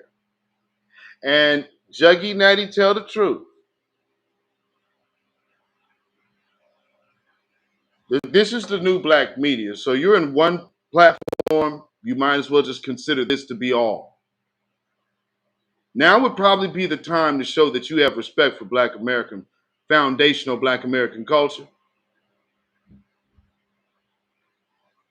But see, here's the problem with a lot of tethers. Tethers will talk, but tethers will never apologize. You had a suggestion. Why don't you give yourself a correction? I'm just going to prove something to you, family, because this Juggy Natty will not be able to do it because they are not a foundational Black American. And this is the inbred disdain that they have for us. What did you say? What culture, bruh? You a joke. See, Juggy Natty been over here. Thank you, Juggy. So y'all make sure you take note of Juggy Natty when you see him in other people's chats, especially for moderators with other chats, and keep that tether out your shit like I'm about to do his ass now. Yeah, get your tether ass up out. He been sitting up here hating the whole damn time, punk ass nigga. That's what your ass can do. Matter of fact, let me remedy this right now. Go ahead and handle this. There you go. All right. So, go ahead and type away, kid. All right. Back to real business, not tether business. Tether business, talking scared business. You already know you talking tether. Why don't y'all leave and flee? Because you are fleeing, bitch. Talking scared. Talking to a real one, talking scared. You's a straight sucker. Get your weak ass up out of here, man. That's why you're over here talking shit. Man, you ain't fighting for mine. You ain't fighting in your homeland, nigga. Get to that homeland and do something about that. Coming over here, culture vulturing. Over here trying to pilfer shit. Yeah, Juggy Natty. Y'all seen that Juggy Natty tell the truth, shame the devil. Get that tether out of every chat around the B1 New Black Media circles. Y'all see that? Tether alert, tether alert. Any chat you see Juggy Natty in them, get them out the paint. Juggy Natty is a foundational Black American reparations hater. Yeah, get that sucker on out the paint. You are not a maroon.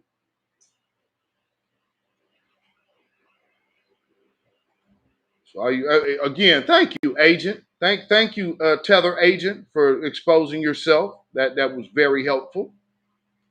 You know who is not really for you, that's around and trying to be part. And I guess something that happened right here just got to your soul and said, well, man, you guys are really thoroughly cutting us out of your reparations. Damn it. Yeah, we are. Because you were never cut in. And that's the problem that you guys have. But, I'm not surprised. I'm not surprised at all. Because people like you do not carry yourself like people like us. At all. And so we know what the mission is. We know what the call to action is here. And it's not to flee. We understand how to honor our ancestors, not to flee. And what country leave the white man's land? First off, didn't you bring your sorry ass to the white man's land? Why ain't you left? Why haven't you left? Want to come try to dictate to us, and see, now I'm starting to get familiar, because now that spirit, more of the Eastern African. So you might talking like Eritrean, Somalian, Djibouti type. Well, maybe that's what it got. Oh, that's what it was. You've been able to hold on to your contempt for Black Americans until you saw your homeland. Ah, there it is. Good old Djibouti land right there. Is that the problem? Is that the problem? That baller ass, them baller ass huts that y'all be talking about? You know, all that money y'all got and all that money and cake and money y'all got and balling out with all that vacation and money that you get. Man, Djibouti balling out, ain't they? And look at them mansions. Boy, you really doing it. Well, I guess you sure didn't you? Man, good Lord. Remember, folks. We put it in the frame of reference. Everyone, race and white supremacy should always start by saying that the focus, the objective should be replace white supremacy with justice. 5 basic words.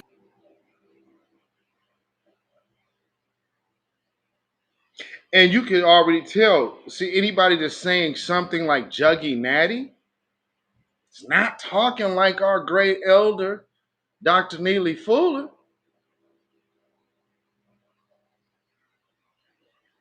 See how that works? See, because we know who we are. See, all of that, that's why Juggy Daddy probably just been sitting in this chat the whole time, just burning up like, damn, I can't relate to none of this shit they talking about.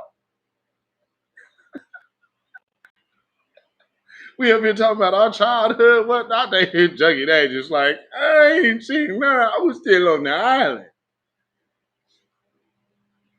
Yo, when that Michael Jackson came out, man, I was back in Djibouti.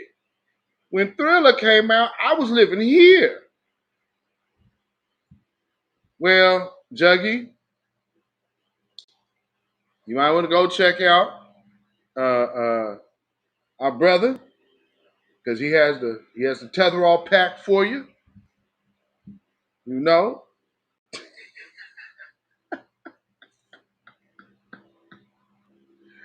Oh man. How is it that the trolls always reveal themselves like right at the end of the broadcast? Like that is hilarious timing. Man, you show up right on time. Man. Closing minutes roast. Thank you, Natty. Man. You know, and I mean again, you know, here's how things work. I'm one of the people that have rarely ever apologized to. Because when you finally jump out the window, you have to show yourself for what you are. And you did, Juggy. You definitely did that. So, like you said, what was that you said you're fighting for your own, but you're in my chat talking about me not fighting for mine. It means you're not fighting because you're a fleer. So you can deal with the fleer's tears while we're talking about getting ours. In the meantime, though, I'm sure you probably, you know, will figure out in the pecking order. And, you know, just remember, from us over here at the Beatzilla PDX official show, you can hold your own nuts. Just like here. Because that's how it's going to have to happen now.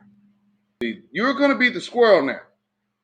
Because you came over here in disrespect and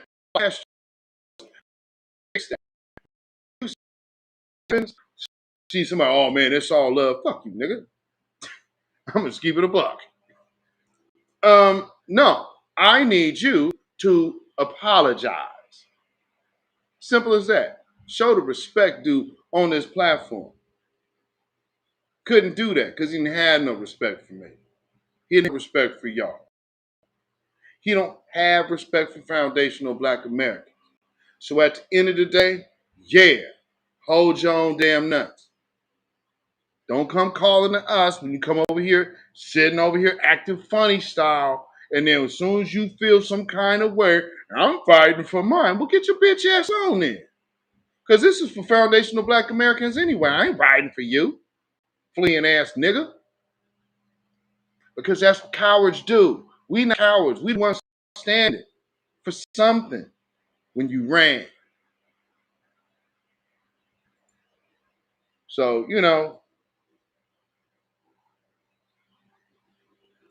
I still keep it light. Flea repellent. Ooh-wee. Flea repellent. We're going to call that flea repellent.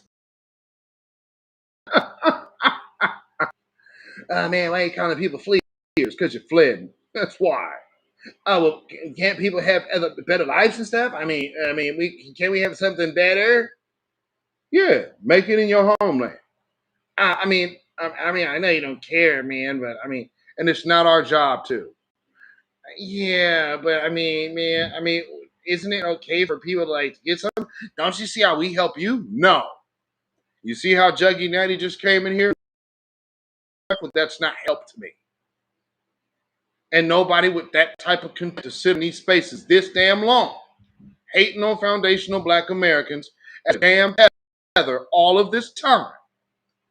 Like I said, when y'all see Juggy Natty, make sure everybody know Juggy Natty damn tether.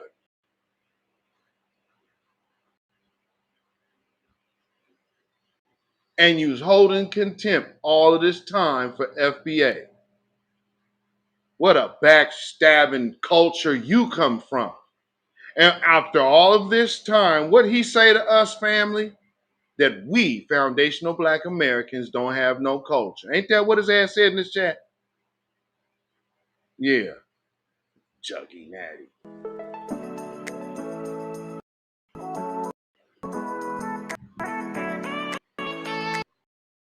So with that being said, ladies and gentlemen,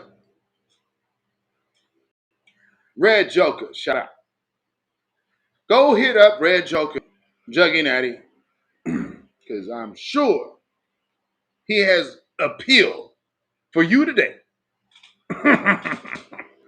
Got to fleece wear for fall. Oh, don't give me an idea. Mm.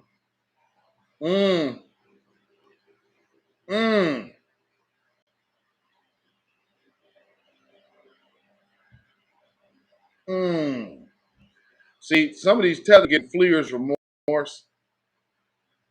So they only have their only way of feeling any kind of good about themselves for being cowards is by coming over here trying to exalt themselves to us. And we absolutely, I'm sorry, I'm not, nobody come to my house and be disrespectful without a response. And and now that I know that you've been here with your feet up in my house all of this long time, harboring ill will towards foundational Black Americans, you interact with people in the chat and whatnot, and then you up here hating on folks.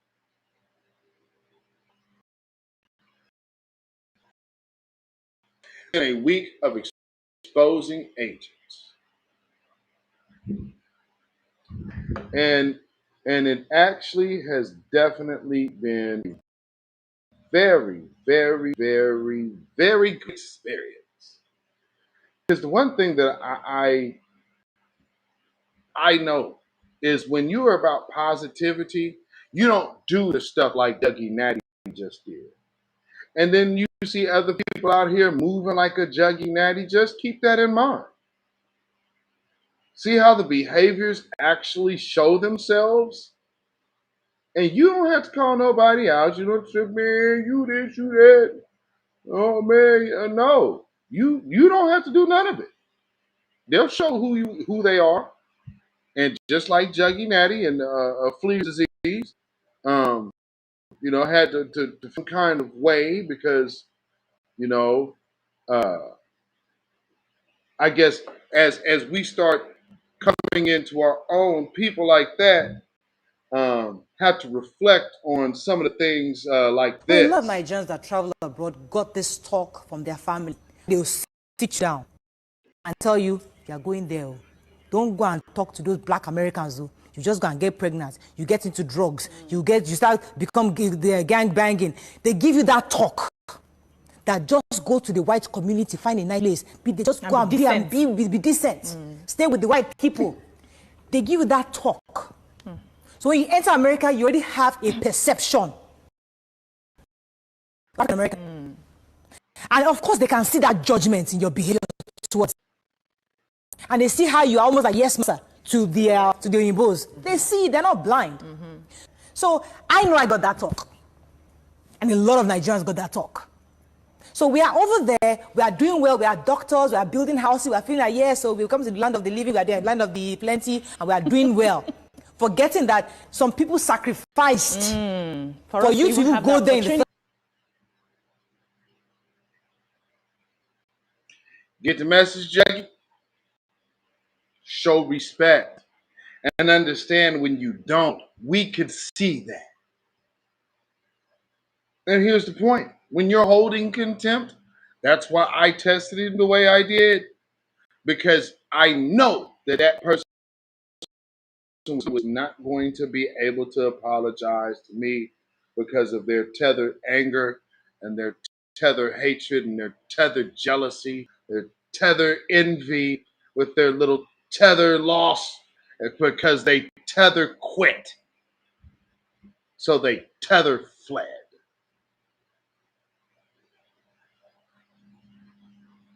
Punk ass nigga. Ever come over here talking crazy? Man, you ran. You ran in flip flops and ashy heels that could slice through bread. I'ma need you to calm down. I need you to calm down, tether quitter. Quit. So keep this in mind, because this is actually what you came to be part of. Not us, but this.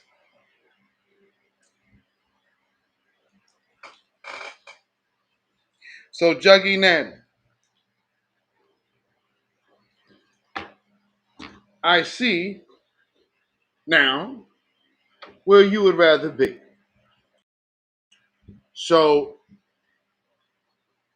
if you are not a Hamite, I would say you are so stupid that you are definitely a two-thirds club volunteer. With that being said, welcome to your future. Babylon is fallen. Babylon is fallen. Let it fall and let us rise.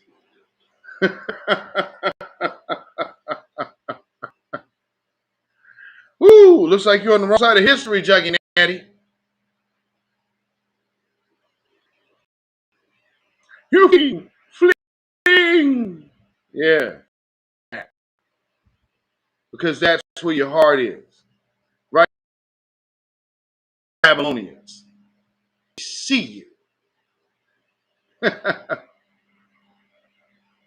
Yeah, may you wear it well.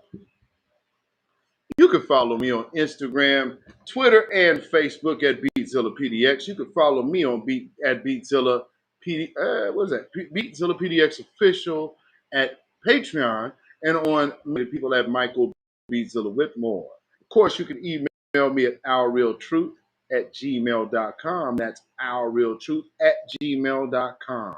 And of course, if you feel so inclined to put some money in the bucket, because this is independent Black media. We are doing this for you. So, we definitely need the grassroots support. I would hope that, not just me, but also the other voices that advocate for our issues and for our folks, and really put it all out there that, like PBT says, if you do take care of your advocates and support your advocates, you will not have any advocates. So make sure that you do support New Black Media, support the grass, support people that are starting to make movements in this direction or make a movement in that direction, positive change for foundational Black Americans, not just here but abroad, the family everywhere that has to catch hell because they're part of this foundational Black American family. May have people overseas. They still need to be able to get ships. You know what I'm saying? Now, I'm sure there's a lot of people probably only if they could get that reparations, be like, yeah, we up out of here, pimp.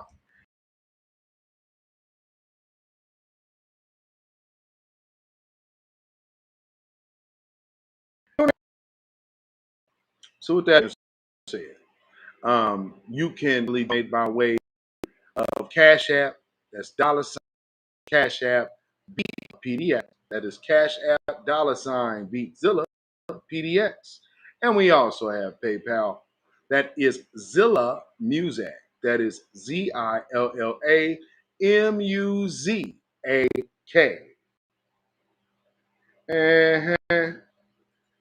And notice how this video starts. It's funny how it just starts with the small little smoke at the top and then just turns into a huge inferno. Well, for those of you who are steeped in lies and hate the truth, I think even the Quran has an answer for you of the same.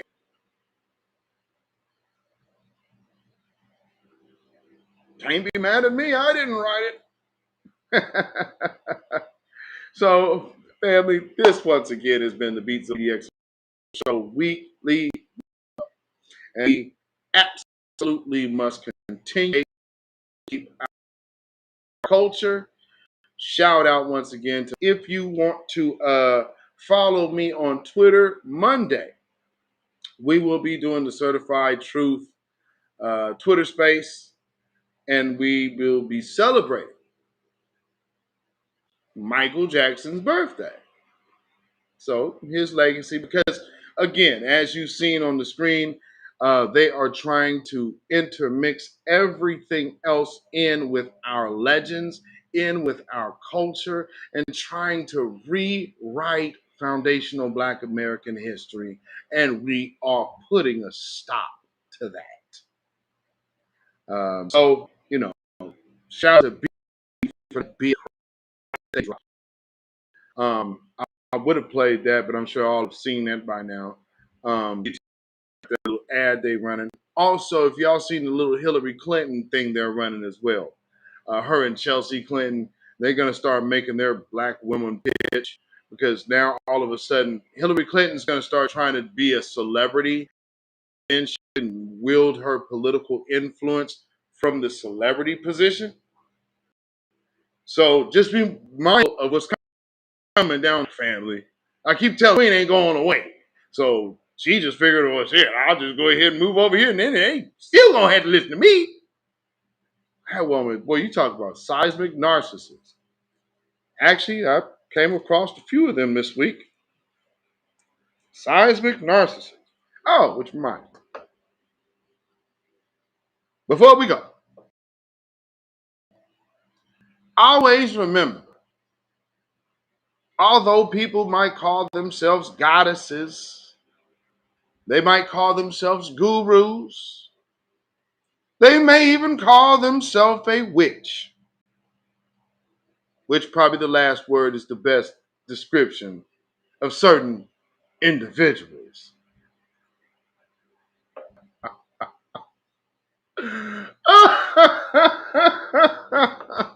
We a family. Oh, my hive. We the hive. We the Dorinda hive. Oh, my Dorindaites. Everybody just fawn over my greatness. Dorinda's so beautiful.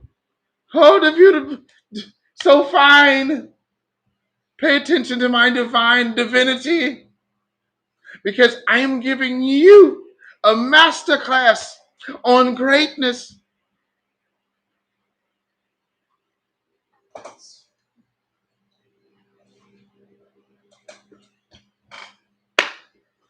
And so you guys don't ever be duped, make sure you keep your three smooth stones of truth at the steady ready. Because as you see, we have people that been hanging out that ain't even got our best interests at heart, like Juggy Natty. Tell the truth, shame the devil, shame the dirtbag tethers, Juggy Natty. So make sure you remember, when you see Juggy Natty, you call that tether out. They've been hanging around your spaces in these chat rooms for you over a year now, sitting up here hating. So that's probably one of these people that is involved with the FBA hate group talk. Be mindful of that, family, and get them up out the paint early. You did? You can't write better. It just writes itself, doesn't it? So with that being said, family, y'all make sure you stay safe, stay vigilant, stay black, stay alive. And with that, have a blessed weekend. Make sure to tune in Monday on Twitter, me, Black Alpha Network, Certified Truth, celebrating Michael Jackson on Twitter, 12 noon p.m. West Coast, 3 p.m. East Coast. So wherever you are fit in between that time zone, let us know and you will be there. And we're going to come celebrate the king of music. Not just king of pop, but the king of music, Michael Jackson. So with that being said, y'all have a blessed weekend, family. Shalom. When you know who Satan is, yes, sir, you don't have to kill him. No. The stone of truth. Yes. See, that's what you throw. Yes. Right. Allah says, had we wished to take a pastime from before, surely we would have done it. Nay, we cast truth at falsehood till we knock out its brains.